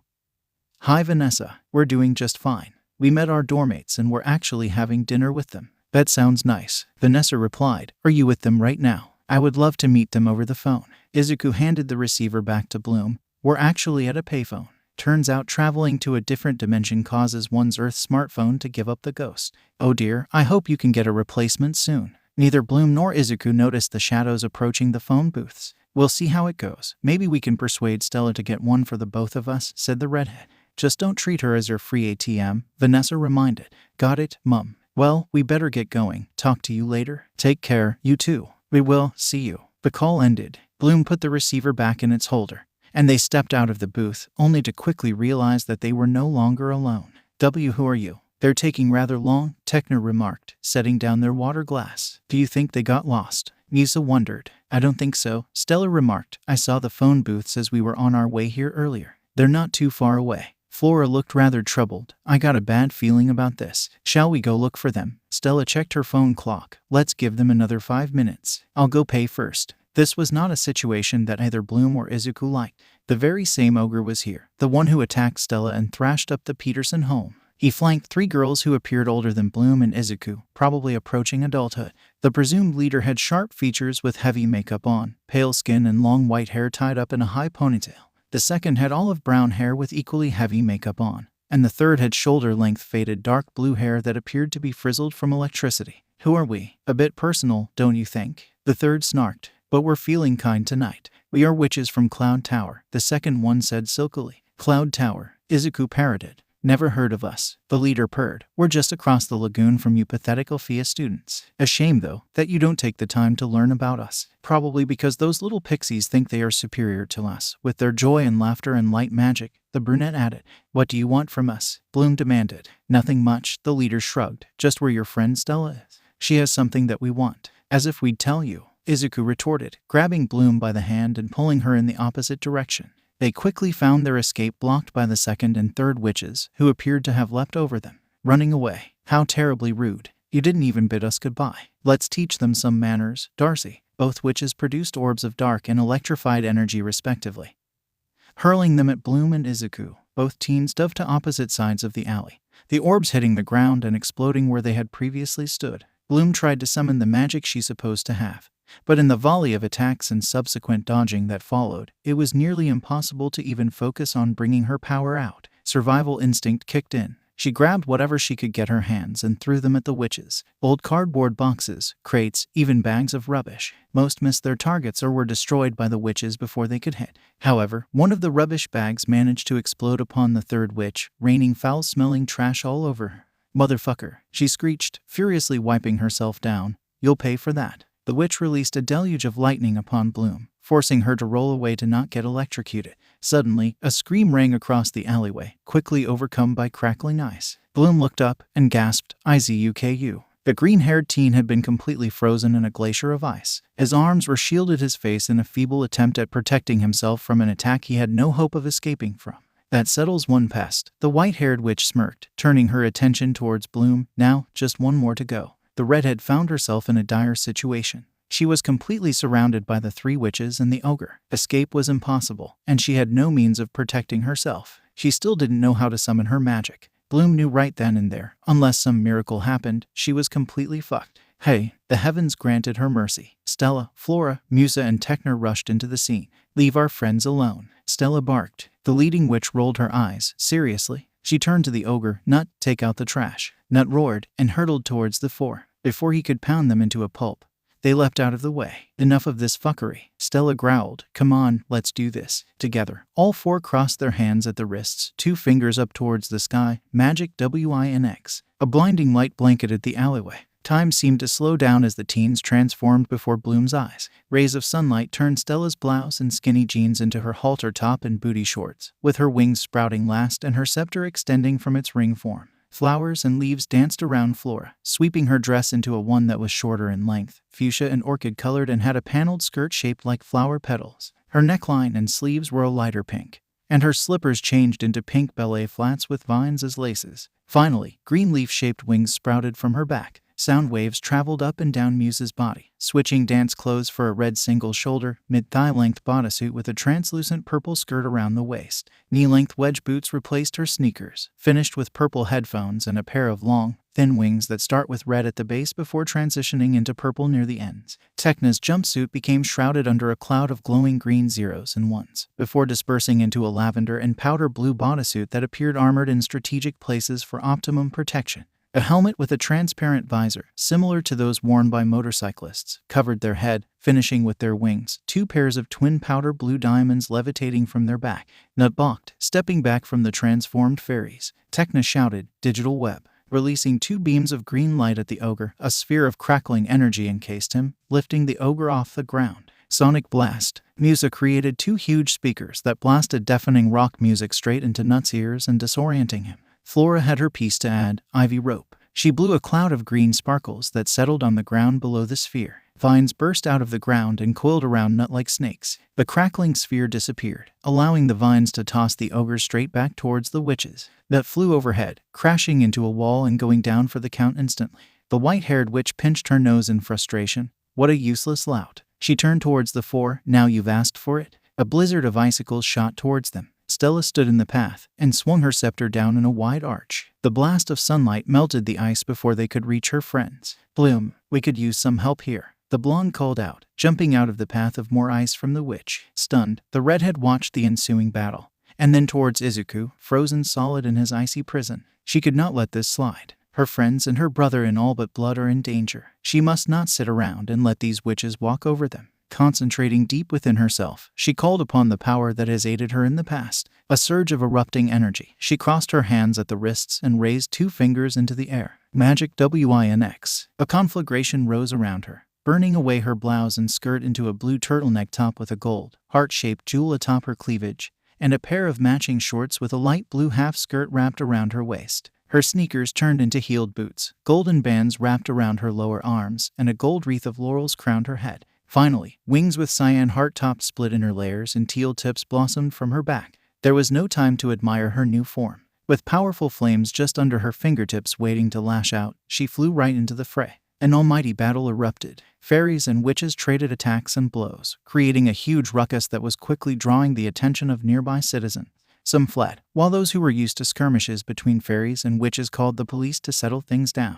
Seeing her comrades bombarded with fire, light, flowers, and sound waves, the ice-powered witch decided that enough was enough. Perhaps you all need to cool down. Her hands began to glow, and the temperature in the alleyway began to plummet. Realizing that a damaging power move was about to be unleashed upon them all, Stella figured now was the only chance they had of escaping alive. She raised her scepter. Son of Solaria, get us out of here. A blinding blast of light erupted at the same time as a blizzard of ice. When the light dissipated, it revealed an alleyway covered in ice, but no sign of the 5 fairies. Even Izuku was no longer trapped in his icy prison. The triumphant look worn by the white-haired witch quickly morphed in shock. No, they got away. Distant sirens began blaring. Shit, the police are coming, Darcy realized. Let's get out of here, the frizzled-haired witch said. All 3 vanished, taking an unconscious Nut with them and leaving behind an empty crime scene for the police to swarm into several minutes later. Quick, we need to warm him up. Bloom wrapped her arms around a violently shivering Izuku, channeling her fire to ease him from the after effects of being frozen solid.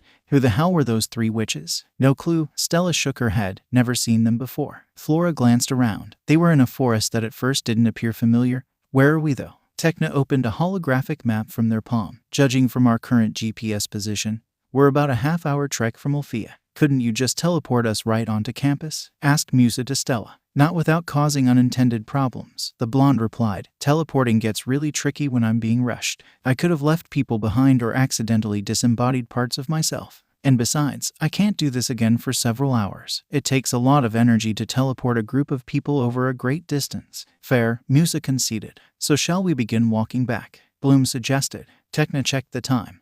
We will miss curfew even if we start now. Let's hope Griselda won't tan our asses for being late. As it was, Griselda was waiting for them when they finally passed through the gates 20 minutes past curfew. There you lot are. The deputy headmistress marched up to them. Where in the world have you been? And why is Mr. Izuku shivering so violently? Izuku and I were attacked in Magix by 3 witches from Cloud Tower and an ogre, Ms. Griselda. Bloom explained. I think they were after Stella's ring, and Izuku got frozen into ice by one of the witches. If Stella hadn't gotten us out of Magix, we probably would have been killed, Musa added. Griselda's severe expression darkened, but it was clear that her ire was not directed towards them. She adjusted her spectacles. Thank you for telling me this. I will make sure to report the matter to Headmistress Faragonda right away. Take Mr. Izuku to the hospital wing and return to your dormitory immediately. With that, she spun on her heel and strode off. I don't get it, though, Musa remarked later once Izuku was safely placed in the care of Nurse Ophelia. Why would those 3 witches be after your ring? Maybe it contains some special power that would ascend them to godlike beings. Tekna suggested. Well, my ring does allow me to teleport and enhances my powers. But it doesn't make me any stronger physically, Stella refuted. Plus, there are plenty of other magical artifacts out there that have the same effects. My ring isn't that special, other than it being an heirloom from the Solarian royal family. Flora glanced at Bloom, who looked especially perturbed by the evening's events. Any other ideas? None. Without being completely outrageous, the redhead replied. I'm more worried about the fact that Izuku and I were attacked in the first place. Are all witches from this cloud tower like them? I wouldn't say all, but witches and wizards draw their power from negativity, so I believe some are nefarious enough to hurt innocent people, Stella replied. Plus, it's not uncommon to hear about altercations between the students of Alfea and Cloud Tower and Magix. Usually they stem from drunken hooliganism, but sometimes there are incidents where one seeks out the other to cause trouble. So what you're saying is that we could possibly be attacked by those 3 bitches again in the near future? Musa asked. Let's hope not, Tekna said. Going after a ring that really isn't all that remarkable is just plain illogical. They should focus on something else if power is what they want. Whether or not that happens, only time would tell. Despite initially feeling as if he had been dumped naked into Antarctica, the expert care of Nurse Ophelia and a good night's rest allowed Izuku to wake up to the new day refreshed and feeling infinitely better. The rising sunlight beaming through the open window pulled him from his slumber. He sat up from his bed, yawned loudly and rubbed his eyes. Blinking, his vision cleared. Right away, he noticed the bed opposite from him was empty. Where did Stella go? Throwing the sheets aside, he got up and left the room. The common space was empty, though he noticed the windows next to the furniture were actually doors, and they were open. Stepping towards them and peering out onto what was apparently a balcony. There he found Stella, leaning against the railing and facing up towards the sun, a contented smile spreading her lips and eyes closed. Good morning, Stella. Oh, the blonde realized that she was no longer alone. Good morning, Izuku. You're up early. So are you. Evidently, Izuku came up to her side. What are you doing here? Part of my morning routine, Stella explained. As the fairy of the shining sun, I can absorb energy from the sun's rays. Helps me to perk up as soon as I wake up. I suppose that means that you don't consume coffee or anything of the sort, asked Izuku. Nope, though to be fair, I don't quite like coffee anyway, Stella admitted, too bitter and strong for my taste. But anyways, how are you feeling? Much better, said Izuku. I hope I never get frozen in ice again. It felt as if my entire body was shutting down. I can totally feel that, Stella nodded. Hopefully we never encounter those cursed bitches again. The blonde stretched. Breakfast should be starting soon. Are you coming? There's nothing I need to do, Izuku shrugged. Let me get changed first. How meal times worked in Alfea was that the entire school would come down to the dining hall at their own pace and time, grab their plates and cutlery, and queue up before a buffet spread containing all kinds of food and drink.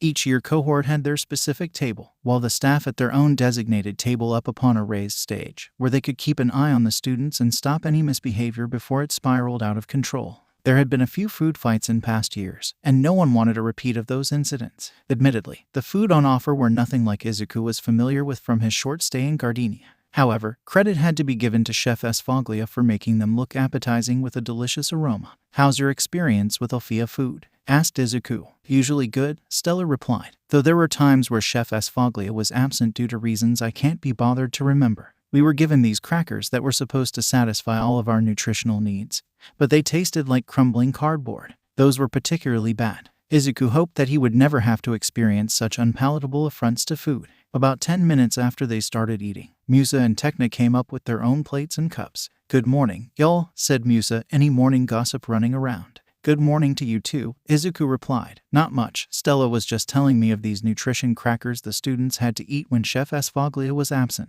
Tasted like cardboard apparently." "Gross," Musa shuddered. "Well, it's only rational that one's nutritional needs is the top priority," Tekna remarked. "Sometimes we have to forego taste and pleasure to do so." "Taken from experience?" asked Stella. "Zenith isn't known for its cuisine," Tekna revealed. "We have these power bars that don't taste like much, but are supposed to provide a whole day's worth of energy and nutritional supplements to keep the busy citizen going without taking too long of breaks. So the people of Zenith don't have much of a work-life balance?" asked Izuku. "Some don't, but the culture primarily focuses on productivity, not so much about the culinary arts, if you know what I mean," Tekna replied. That was some interesting information, if Izuku wanted to be honest. Musa glanced around. "Say, does anyone know where Bloom and Flora are? At this rate, they're gonna miss breakfast." "Right on cue," said missing girls showed up with their breakfasts. "Sorry guys," said Bloom, "I overslept." "Bloom sleeps every deeply," Flora remarked. "I don't think even a solar storm could wake her." "Waking up on time is incredibly important," said Tekna. "Do you want me to rig up an alarm system for your room?"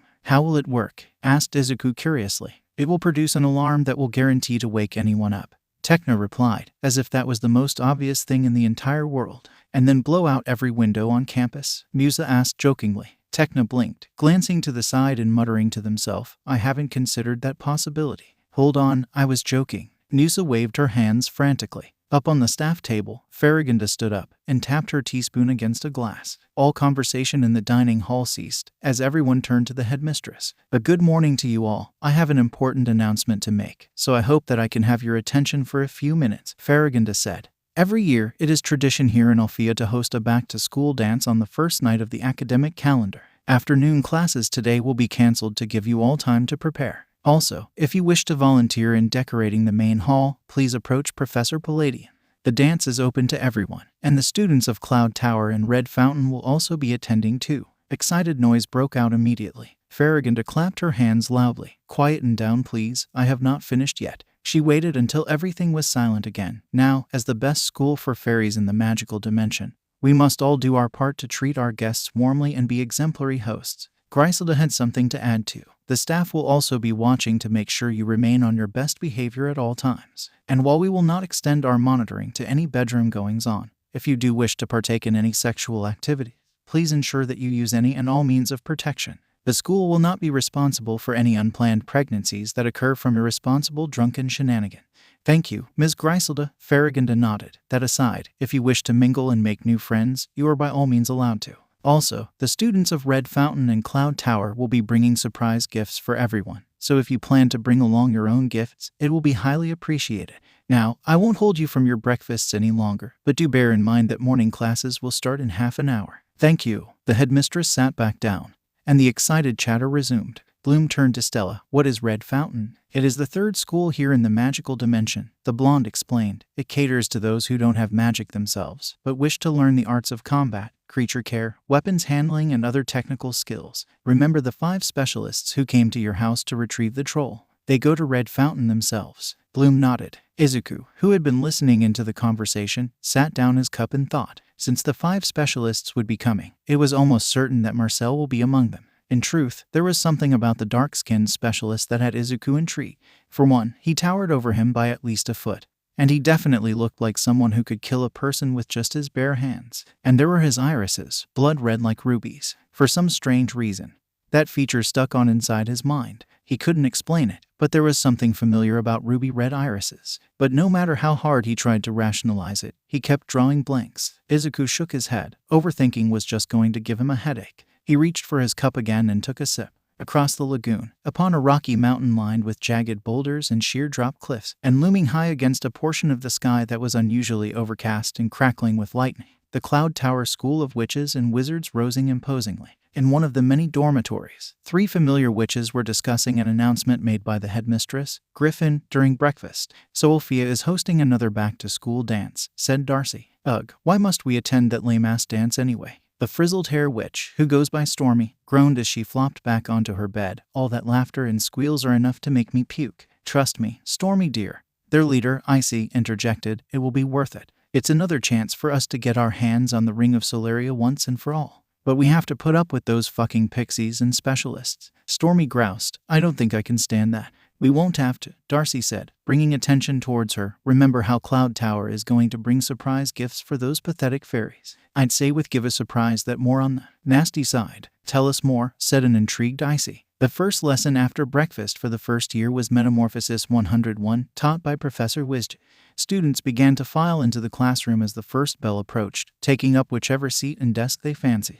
Bloom and Izuku nabbed seats that were right next to one another. The redhead had a vague idea on what the lesson would entail, but what tugged at her nerves was the potential workload that this class and others will heap onto her and her friends. She might have unlocked her fairy form last evening, but will it be enough? And what about Izuku? Will he be able to sustain the workload? At precisely 8 o'clock, the bell rang, and the class expected Winxes to walk through the door. 5 minutes passed, and there was no sign of the leprechaun professor. Several students began to chat amongst themselves, believing that Winxes was late. One curious boy went behind the teacher's lectern to check if the professor was hiding behind it in order to spring out a surprise shock to the class. There was nobody there. Izuku thought the entire situation was strange. He glanced at Bloom, who shrugged in shared cluelessness. He then turned back to the front and blinked. Sitting on the lectern was Winxes himself, with an amused grin. Izuku was, apparently, the first one to notice the professor's presence. It would take the rest of the class another 5 minutes to finally realize that Winxes was in the room. The amused grin became even cheekier. "I was wondering how long you lot were going to take to notice me." Izuku raised his hand. "Professor Winxes, how long have you been there?" "Way longer than you realize." The leprechaun hopped onto a random student's desk. "I'm not surprised that none of you noticed me. I am a master of metamorphosis after all, which is the whole purpose of this class. Here, you will learn how to transform your body into virtually anything. Take, for example, Winxes' entire body began to shudder. It extended and shifted until he had become a perfect copy of Griselda. More than a few students, including Bloom and Izuku, were amazed. The Queen of Detention. The amazement rose several notches. Winxes even got the deputy headmistress' voice down to a scarily accurate point. Several students applauded. Griselda shuddered, and Winxes returned back into his normal self. "What ye have just witnessed is extremely advanced metamorphosis. I don't expect all of ye to be able to accomplish such difficult transformations within your first year. Metamorphosis requires great levels of skill, concentration, and practice. The untrained could easily collapse into a pile of gray, shapeless slime if they weren't careful." He hopped off the student's desk and landed on Izuku's own. "Today, we will begin with a simple exercise. Changing your hair color." Winxes snapped his fingers, and mirrors rose out of every single occupied desk in the classroom. "I want you all to take your mirrors, concentrate your magic, and envision what you want your hair color to become." Bloom took her mirror, gazed at her reflection, and closed her eyes. She imagined having a darker auburn color, with perhaps purple streaks for creative measure. Her magic stirred within her, and shot up towards her head. It pooled around her scalp, and coursed down the hair follicles. She opened her eyes, and was rewarded with her hair sporting the exact colors as she had imagined. Empowered by his sister in all but blood success, Izuku tried to do the same, instead with a turquoise color. However, instead of a smooth movement of his magic, he only felt tingling gathering around his scalp. When he opened his eyes, he was met with the disappointing sight of no significant color change. His hair only managed to stand up as if he was in zero gravity. "Don't be discouraged, lad," Winxes said. "Not everyone gets it right from the beginning. Also, the first step to success is appreciating the small victories." Izuku raised his eyebrow as the leprechaun went to assist a girl whose hair literally jumped off her head and was now running around the classroom squeaking like a mouse. When he inspected his reflection again, he noticed that sure enough, a lock of his hair did manage to turn turquoise. After lunch, Izuku put his slow progress into the back burner. His doormates, upon Stella's suggestion, were having an impromptu fashion show to parade their choice of outfits for tonight's dance. Stella was kind enough to conjure a screen to allow Izuku to remain in their shared room to get changed in private. The bolo tie was the hardest part. "Stella, are you decent?" "Just about," came the reply. "Is something the matter?" "I can't quite get the bolo tie done properly. Can you help?" "Come over." Izuku stepped around the screen and got his first look at Stella's getup. Wow, Stella, that looks expensive. Thanks, the blonde gushed, turning in circles to show off every part of her dress. It was golden orange in color, with a long flowing skirt, a diamond-studded bikini-like top with strands of blue fabric forming an intricate pattern over her midriff and connecting the top with the skirt. It's an Iwink was rye, and I maxed out the credit card Daddy gave to me. But I simply had to get it. It was practically calling out to me to buy it. Well, you do you, Izuku shrugged. A little help with the bolo tie. Stella came over and did the tie. Come on, let's go see if the others are ready. As it was, Musa and Bloom were already outside. The former wore an outfit that appeared influenced by Ming Dynasty robes, with red and magenta as the primary colors, while Bloom wore the dress she had gotten previously in Magix. That's a fresh-looking dress, Stella, said Musa. Thanks. You look stunning too, Musa. The door to Flora and Bloom's room opened,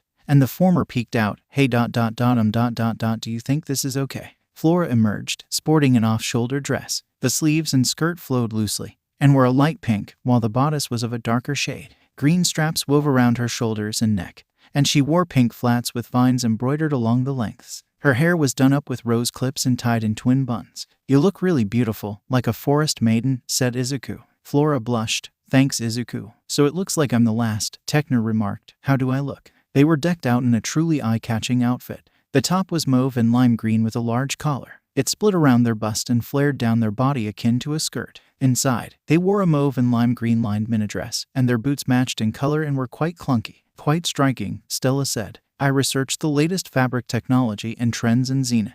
I put this together myself, Tekna said with flourish. Well, you will certainly turn several heads, Musa remarked diplomatically. Which is my intention, Tekna nodded.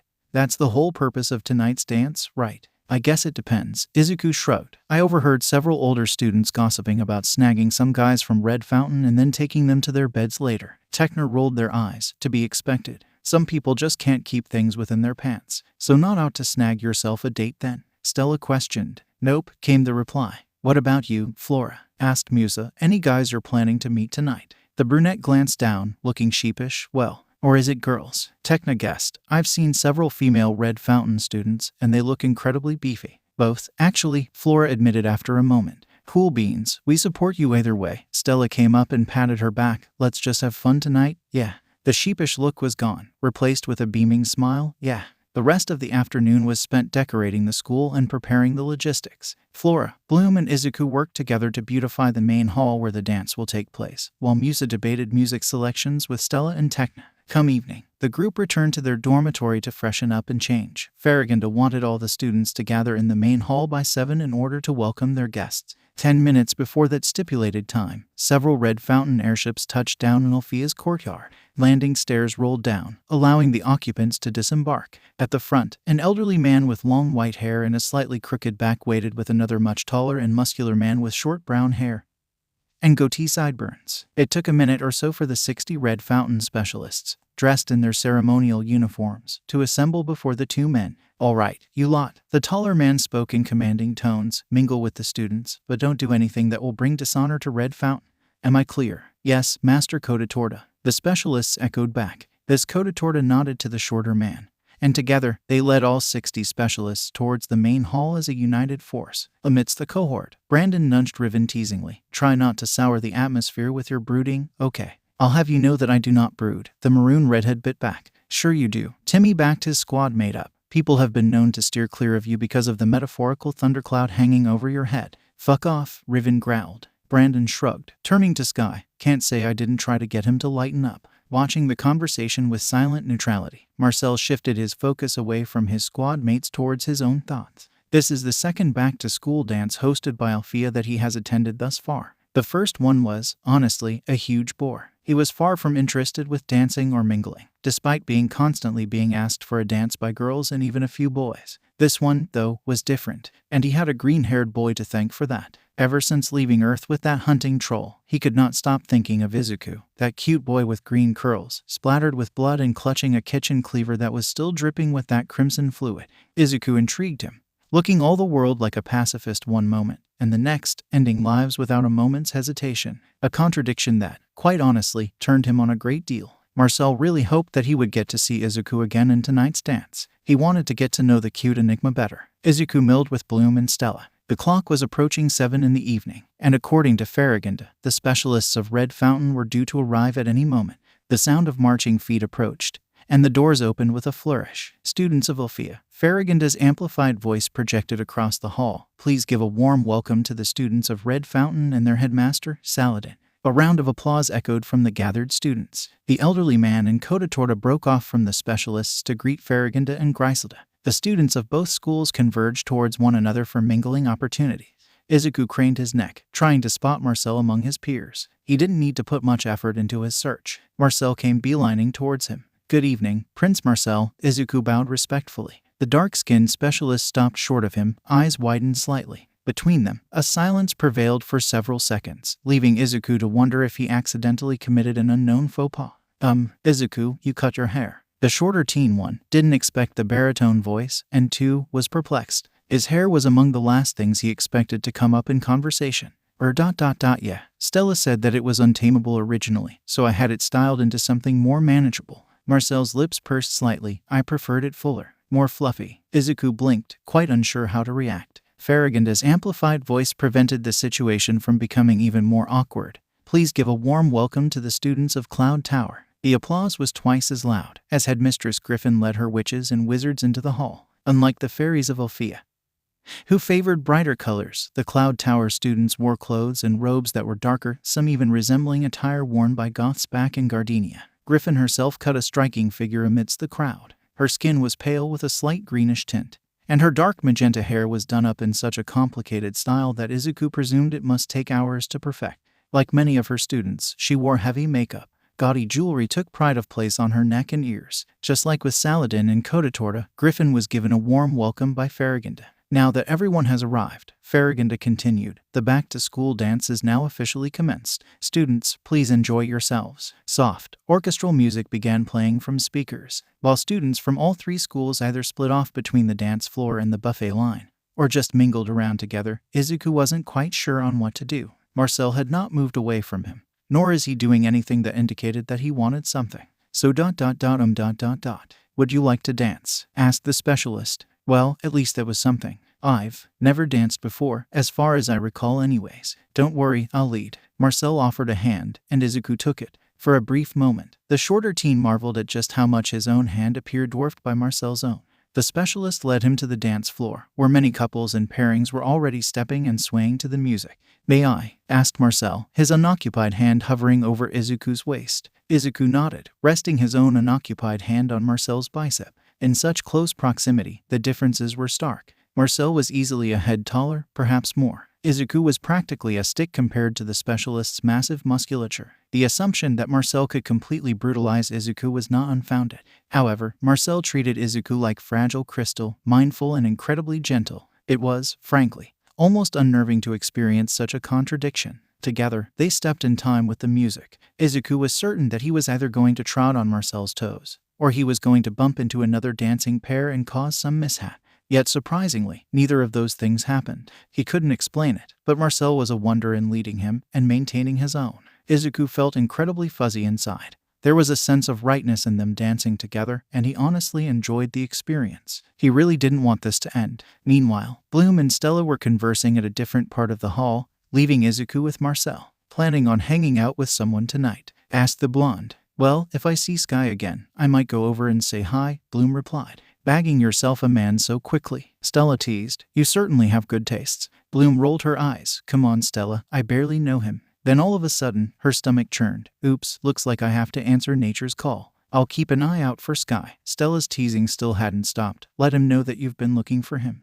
Bloom waved her hand dismissively and headed out of the hall for the nearest toilet. After concluding her business, she was on her way back when she heard vaguely familiar voices. So these are the gifts, huh? I wonder what those Red Fountain losers have brought for those pathetic pixies. Darting behind a corner, Bloom peered around it. To her surprise, it was those same three witches who attacked her and Izuku last night in Magix. They stood before a dozen chests bearing the Red Fountain and Cloud Tower insignias. Stormy opened one of the Red Fountain chests, revealing hundreds of eggs. She took one out and broke it open. A swarm of enchanted butterflies was released, dancing around the corridor until they faded from sight. Ugh, that was so sickeningly sweet I think I nearly contracted diabetes just from seeing that, Stormy gagged.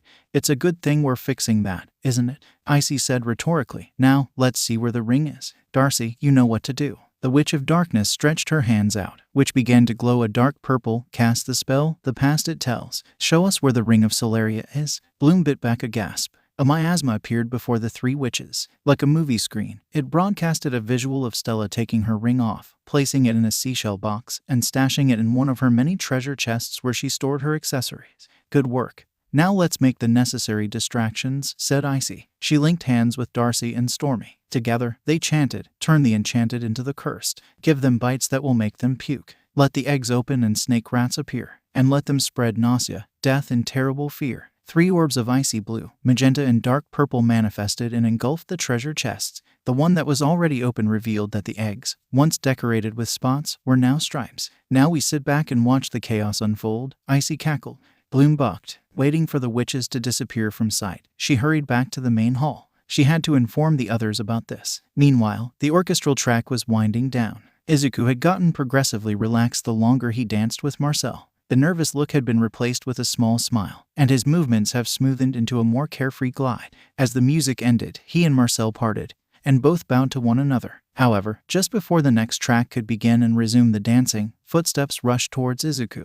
Bloom, what's wrong? Come with me. There's an impending emergency, said the redhead. Immediately concerned, Izuku turned back to Marcel. I'll see you later. The specialist nodded, allowing Izuku to follow Bloom to a secluded corner of the hall, where the others were already waiting. All right, girl, spill, what's the emergency? Asked Musa. Those 3 witches who attacked us in Magix. They're here and they cursed the gifts that Red Fountain and Cloud Tower brought for us, Bloom explained. Cursed? What exactly did they do? Asked Flora. The gifts are enchanted eggs, and the ones that Red Fountain brought are supposed to release a swarm of glowing butterflies when open. However, those witches cursed the eggs to instead release something called a snake rat. Oh no, Tecna balked. This is bad. What exactly is a snake rat? Asked Izuku. Tecna opened their palm and released a holographic screen which produced a visual of said creature. Snake rats are swamp creatures of the Disgustabilus genus. They have a bite so venomous that it causes severe projectile vomiting within 3 seconds. Furthermore, if an individual is allergic to the venom, death occurs within 10 seconds if no antidote is administered. That's terrible, Flora gasped. I don't get it. Stella was perplexed. Why would those 3 bitches sabotage their own school's gifts? It's merely a distraction, Bloom explained. They want to use the ensuing chaos to steal your ring, Stella. The fucking course, the blonde sighed. Even after last night, they still haven't learned their lesson. Truly devious. But we can still save things, Musa said. We just need to retrieve the ring before those witches can get their hands on it. Flora glanced towards the main hub of activity and gasped. That will have to wait. They're bringing in the gifts now. True enough, several specialists and Cloud Tower students were carrying the chests into the hall. Quick, we need a counterspell, said Stella. Everyone, join hands and form a circle. Remember that curse reversion charm. Flora, Musa, and Tecna nodded. While Bloom and Izuku had no idea, they just followed along. Let the dark magic be reversed. Return the eggs like they were before they were cursed. A stream of rainbow-colored magic shot out from their circle and wove around the feet of the gathered students. Unbeknownst to those watching, the charm filled the chests, reversing the dark curse inflicted upon them by the 3 witches. One of the Red Fountain chests was opened, and the eggs had regained their spots. Soon, the hall was filled with delighted noises as swarms of glowing butterflies were released. The eggs from Cloud Tower produced tiny flocks of bats that joined the butterflies fluttering around the ceiling. Stella sighed in relief. Phew, thank goodness that it worked. Nice job, Bloom. Musa gave a thumbs up. You really rocked the stealth department. It was the right thing to do, Bloom replied. Well, now that the party is saved, Tecna said, we can resume our fun, I presume. Stella snapped her fingers, and the seashell box appeared in her palm. She took out her ring, slipped it onto her finger, and banished the box back to her room. A towering presence came up behind Izuku. Izuku. He turned around. Oh, hey Marcel. What's up? I wish to check out the buffet, the specialist replied. Are you hungry? It turns out that yes, Izuku was beginning to feel peckish. I'll come with you. With a wave to the others, Izuku headed off with Marcel. Stella confided to Bloom, if those 2 aren't together by year's end, I'll burn my entire wardrobe. Bloom snorted. Don't make bets that could go either way. Unfucking believable. Icy snarled, freezing over some bamboo stalks and reducing them to tiny shards. Our curse was reversed. How could it be undone by a group of freshman pixies? This is so getting on my nerves. Stormy grit her teeth. Let's teach those fuckers a lesson for messing with us. No, we can't. At least not now, Darcy interjected. Faragonda and Griffin will tan our asses in an instant if we try anything right now. We have to wait for the right opportunity. Stormy clicked her tongue. I hate it when you become all logical and whatnot. Darcy flipped her off. so our gifts were cursed. For a while, at least, Izuku explained, as he snacked on some cocktail sausages. Luckily, we were able to reverse the curse before the snake rats could run loose. Marcel fought down the shudder. At Red Fountain, their natural history practical involved getting close to dangerous creatures, and snake rats were among them. He remembered a pure projectile vomiting after he had gotten bitten. It was a stomach-curdling experience for everyone involved. Evidently, those 3 witches didn't really do their homework, Izuku remarked. If they truly wanted to cause mayhem, they would have used a spell or curse that wouldn't have been that easy to reverse. Small mercies, then, said Marcel. Izuku nodded. Suddenly, his stomach churned. Unlike Bloom before him,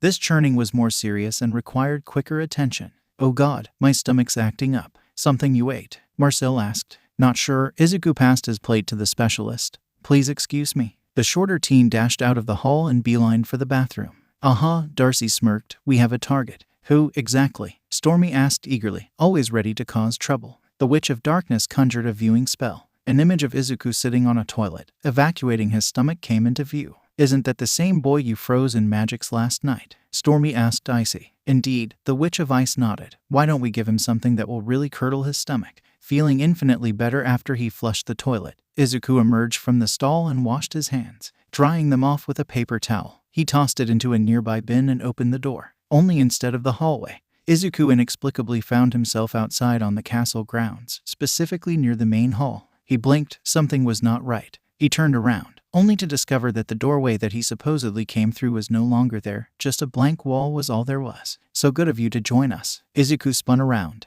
The 3 witches stood before him with devious smirks. What do you want from me? Payback, said Stormy. You think you can just reverse our spell and get away with it?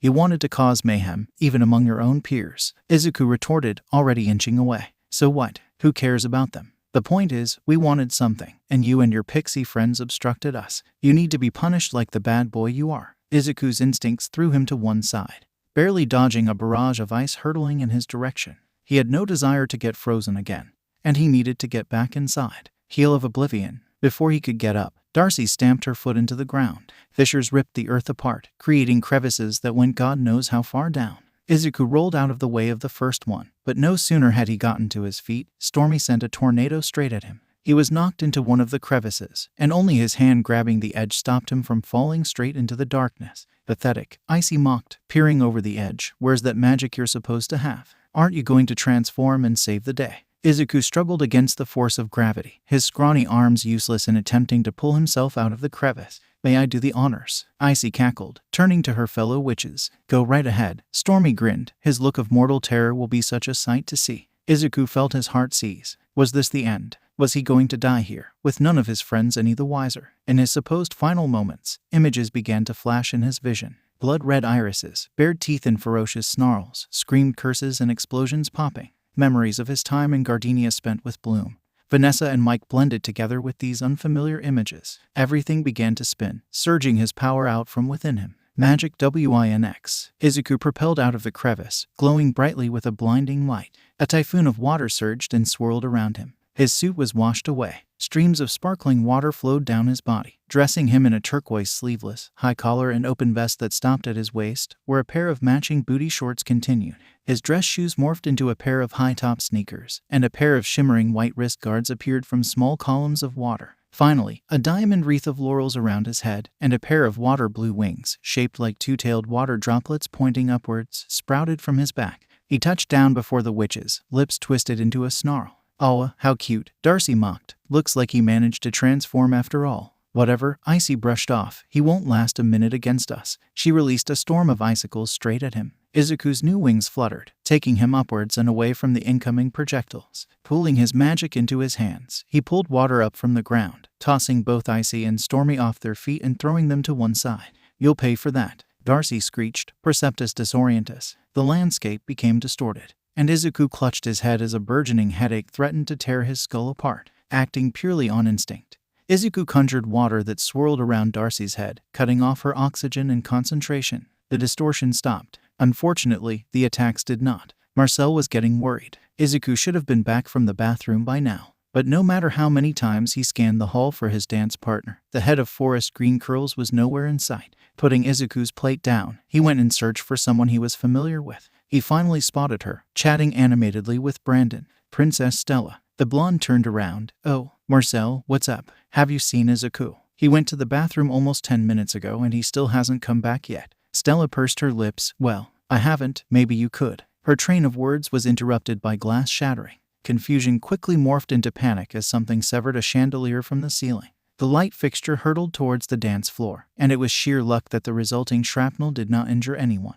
What the fuck? Dark purple orbs smashed through several glass windows and exploded overhead, raining bits of concrete into the hall. Absolute pandemonium erupted, as blasts of magenta lightning caused the lights to blow out. Faragonda was already on her feet, amplifying her voice to be heard over the din. Everyone, remain calm and stay where you are. The heads of all 3 schools will investigate this sudden attack. Listen to the instructions of your professors and remain inside for your safety. She immediately rushed out of the hall, followed closely by Griffin and Saladin. The Alfea staff and Kodatorta quickly went around to restore order. Amidst it all, Bloom and the others rushed up to Stella. Stella, what's going on? I'm not sure, some kind of attack. I thought those orbs and lightning bolts look familiar. Techna remarked. It must be those 3 witches, Musa surmised. But why would they attack the school? Flora wondered. Suddenly, Bloom stiffened, eyes going blank and glassy. Hey, Bloom, what's wrong with you? Musa shook her shoulder, but got no verbal response. Instead, the redhead spun on her heels and bolted towards the doors. Bloom, where are you going? Come on, we must follow her, said Stella. But Faragonda instructed us to stay inside for our safety. Techna protested. Bloom is putting herself in danger by going outside. We need to stop her. The blonde retorted, let's go. The group hurried towards the doors, followed closely by Marcel, Brandon and Sky, the last who had just joined the rest near the tail end of the conversation. The battle between fairy and witches had turned the grounds into a war zone. Trees had been knocked down, and the grass had been torn up. Izuku dodged another attack from Darcy and retaliated with his own. Icy wiped the water off her face. Enough of this shit. Ice coffin. Izuku quickly found himself encased in ice for the 2nd time in 2 nights. Stormy panted hard. Well, that solves things. Except that it didn't. The glacier that trapped Izuku within cracked with tremendous noise. Before any witch could react, the entire frozen structure exploded with enough force to shake the ground. The watery visage of a phoenix rose into the air as Izuku emerged, skin flushed from the sheer cold and exhalations puffing out as frozen vapor. His fringe hid his eyes, but when they came into view, they held irises that were not emeralds. They were rubies that dripped blood. Prepare to die. Izuku threw his hands out, clenched them into tight fists, and pulled. All 3 witches screamed. They lost control of their own bodies, as if invisible ropes had ensnared them like puppets. They were forced onto the ground, writhing in blinding agony as streaks of red appeared all over their bodies. Crimson blood was pulled out of every possible orifice, swirling towards Izuku in a macabre sight of gore. Their screams were rapturous music to Izuku's ears. The blood began to drip all over him, fueling his need for more to be spilt. And he had power. He could do this all night, until the bodies of his 3 victims finally gave out from blood loss. What is going on here? Like scissors cutting a string, the blinding rage vanished in an instant. The blood that had been swirling around in the air fell over him in a rain of gore. The 3 witches went limp, barely breathing as they laid at death's door. Izuku barely heard the footsteps rushing towards him. He stared down at his blood-stained hands, eyes wide in disbelief. What just happened? A gasp shook him out of his thoughts. Griffin rushed towards her fallen students. Faragonda marched towards Izuku with a stern look. Mr. Izuku, what in the world did you just do? Izuku was at a loss for words. He had no idea what to say. Izuku. Bloom barreled straight towards him, followed closely by their friends and the specialist. Oh my god, you're covered in blood. Are you okay? Are you hurt? The redhead was delirious with worry. Ms. Peterson, I thought I instructed everyone to stay inside. Faragonda raised an eyebrow. I can't explain it, Ms. Faragonda. I was suddenly consumed with panic, like I could feel Izuku's stress in my head. I had to make sure that he is all right. The headmistress gazed at Bloom's worried expression, then towards Izuku's uncertain, confused one. Well, since you and your friends are here, I want you all to escort Mr. Izuku to the hospital wing at once. Faragonda, what about my students? Griffin screeched. We'll take them along as well, said Faragonda. Already moving back to the castle, there are answers that need to be disclosed tonight, and no stone will be left unturned. Mr. Izuku, tell us everything. Upon arriving at the hospital wing, Izuku is given a quick scan by Nurse Ophelia. Once she determined that he had no physical injuries or ailments, she banished the blood from Izuku's body and turns her immediate attention towards the 3 unconscious witches. Faragonda returns Izuku to his regular form, his wings disappearing as his suit reappears. The attention is now on him, from both Faragonda and Griffin, his friends and the specialists. I had a stomachache during the dance, Izuku begins, so I went to the bathroom. But when I came out, I suddenly found myself outside on the grounds. Those 3 witches," he points to the unconscious trio, "suddenly attacked me, and I would have been done for if I hadn't unlocked my fairy powers." "Why did they attack you?" Faragonda asks, as Griffin becomes rather stern. "I don't know, although I think this was revenge for foiling their plan to sabotage Red Fountain and Cloud Tower's gifts. They cursed the magical eggs to release snake rats when open. Bloom can attest to that. Yes, I went to the bathroom before Izuku, and I chanced upon the 3 of them putting the curse on the gifts." Bloom asserts, "The 6 of us used the curse reversion charm to cancel the curse. But why would they commit such heinous acts, even on their own peers?" Faragonda wonders. "It's merely a distraction," Stella says. "They wanted to steal my ring. In fact, the reason why they attacked us in Magix last night is for the same reason." Faragonda now looks incredibly grim. "Faragonda, I mean no insult to your students, but how do we know that they are telling the truth?" Griffin asks. "That's because they are indeed telling the truth," the Alfea headmistress replies. "As we arrived here in the hospital wing, I placed a compulsion charm around the room we're in. It forces everyone to tell the truth. No lies are able to be uttered while the charm is in effect." Griffin looks absolutely stormy now. "Very well, I will have to deal with those 3 once they come around." At this moment, Nurse Ophelia approaches the group. Griffin turns to her. "How are they?" "I had to use multiple blood-replenishing potions," Ophelia reveals, "but they are on the path to recovery." Griffin nods firmly. "I will have them transported back to Cloud Tower at the earliest convenience. If you will excuse me, Faragonda, I need to inform my other students that we are leaving." "Take care, Griffin," Faragonda replies. The Cloud Tower headmistress departs from the hospital wing, while Ophelia goes to prepare the 3 unconscious witches for magical transportation. "Now, I'm sure after all that excitement, you must be tired." Faragonda addresses her students. "The party is over. You may head back to your dormitory." "Yes, Miss Faragonda," comes the reply. Izuku, however, is still not done. "Miss Faragonda, am I in trouble for almost killing those 3 witches?" "No, Mr. Izuku, you're not in trouble," the headmistress replies reassuringly. "You acted in self-defense against hostile acts. However, I wish to speak with you privately tomorrow after breakfast. I will inform Professor Traverin to excuse you for the duration that you are with me." Izuku nods and follows his friends out of the hospital wing. Before he gets through the door, a heavy hand falls gently on his shoulder. Marcel gives him a gentle smile. "You'll be fine." Izuku allows a small grin. "Thanks, Marcel." He really hopes so. With the new day, breakfast comes and goes. Izuku follows Faragonda to her office, and the pair sit down to pick up the conversation from the night before. "Before we proceed, I want to reiterate that you are not in trouble, Mr. Izuku," Faragonda begins. "However, I will appreciate it if you remain truthful in your answers." "Yes, Miss Faragonda." "Splendid. Now to address the elephant in the room. While I commend you for unlocking your fairy form, it was a terrifying sight to see you telekinetically pulling the blood out of those 3 witches. Tell me, were you consciously doing that?" Izuku remembers the sight of blood staining his hands. "No, at least, I don't think so. All I remember is getting trapped in a glacier by one of the witches. After that, my vision went red, and I think I dissociated. Like, I wasn't in complete control of my body anymore. The red haze only disappeared when I heard you shout, Miss Faragonda. Only then did I notice the blood all over me." Faragonda nods. "I see. So I take it that you were never aware that you have this blood-bending power, even when you manifested your magic for the first time." Izuku shakes his head. "Never." The headmistress remains silent for several moments, deep in thought. "Miss Faragonda, where do you think this power comes from?" "I thought my magic is water-based." Izuku wonders. "I can think of a few theories that might explain this blood-bending power," Faragonda replies. "The first theory is that this power is tied to your core affinity. Blood, like water, is a liquid, so it is possible that it is a secondary aspect of your magic that only activates when certain emotions take over, particularly anger or fear. The second theory is that this power is tied to past trauma that you currently can't remember. Unfortunately, this theory is purely speculative, since I presume that your amnesia has not improved." Izuku shakes his head, confirming Faragonda's words. "That being said, if we are to assume that this blood-bending power is born from anger or fear, it is imperative that we take precautionary measures to mitigate the chances of such power rearing itself again. For the sake of everyone's safety, including yourself, we should focus on helping you to regulate your emotions, so that anger or fear does not overwhelm you and causes you to accidentally pull someone's blood out of their body." "You mean like therapy?" "Therapy is one option,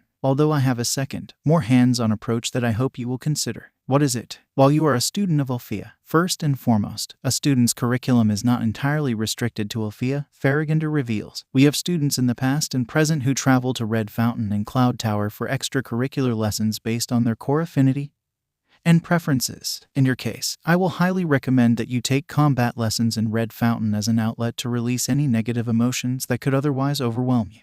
You will get to learn new skills and keep fit at the same time. A triple win, I should say. Izuku, in all honesty, has no qualms against such an arrangement. If we are to go with that option, is there anything I have to do? You need not worry, Mr. Izuku. Faragonda smiles. I will handle all the logistics and paperwork. I just need your consent before we proceed with anything. Then, I accept. Izuku replies immediately. I don't want to hurt anyone, especially Bloom and my friends. Excellent. Faragonda's smile grows bigger. I will contact Red Fountain straight away. Additionally, I will also hire a therapist who will spend weekly sessions with you in order to help better regulate your emotions. Thank you so much, Ms. Faragonda. This means a lot to me. Oh, no trouble, Mr. Izuku. Your well-being is equally important. Now, you better get going. You don't want to miss your next lesson, after all. Izuku gets up, bows, and quickly departs from the office. As he hurries to Professor Doofer's literary spellcasting class, he thinks about the time he will soon spend at Red Fountain. A different school with different experiences. It all sounds incredibly exciting, especially since he will be in the same grounds as Marcel. He thinks back to last night, when the dark-skinned specialist smiled at him. Marcel, despite his intimidating aura, has a calming air around him when the situation calls for it.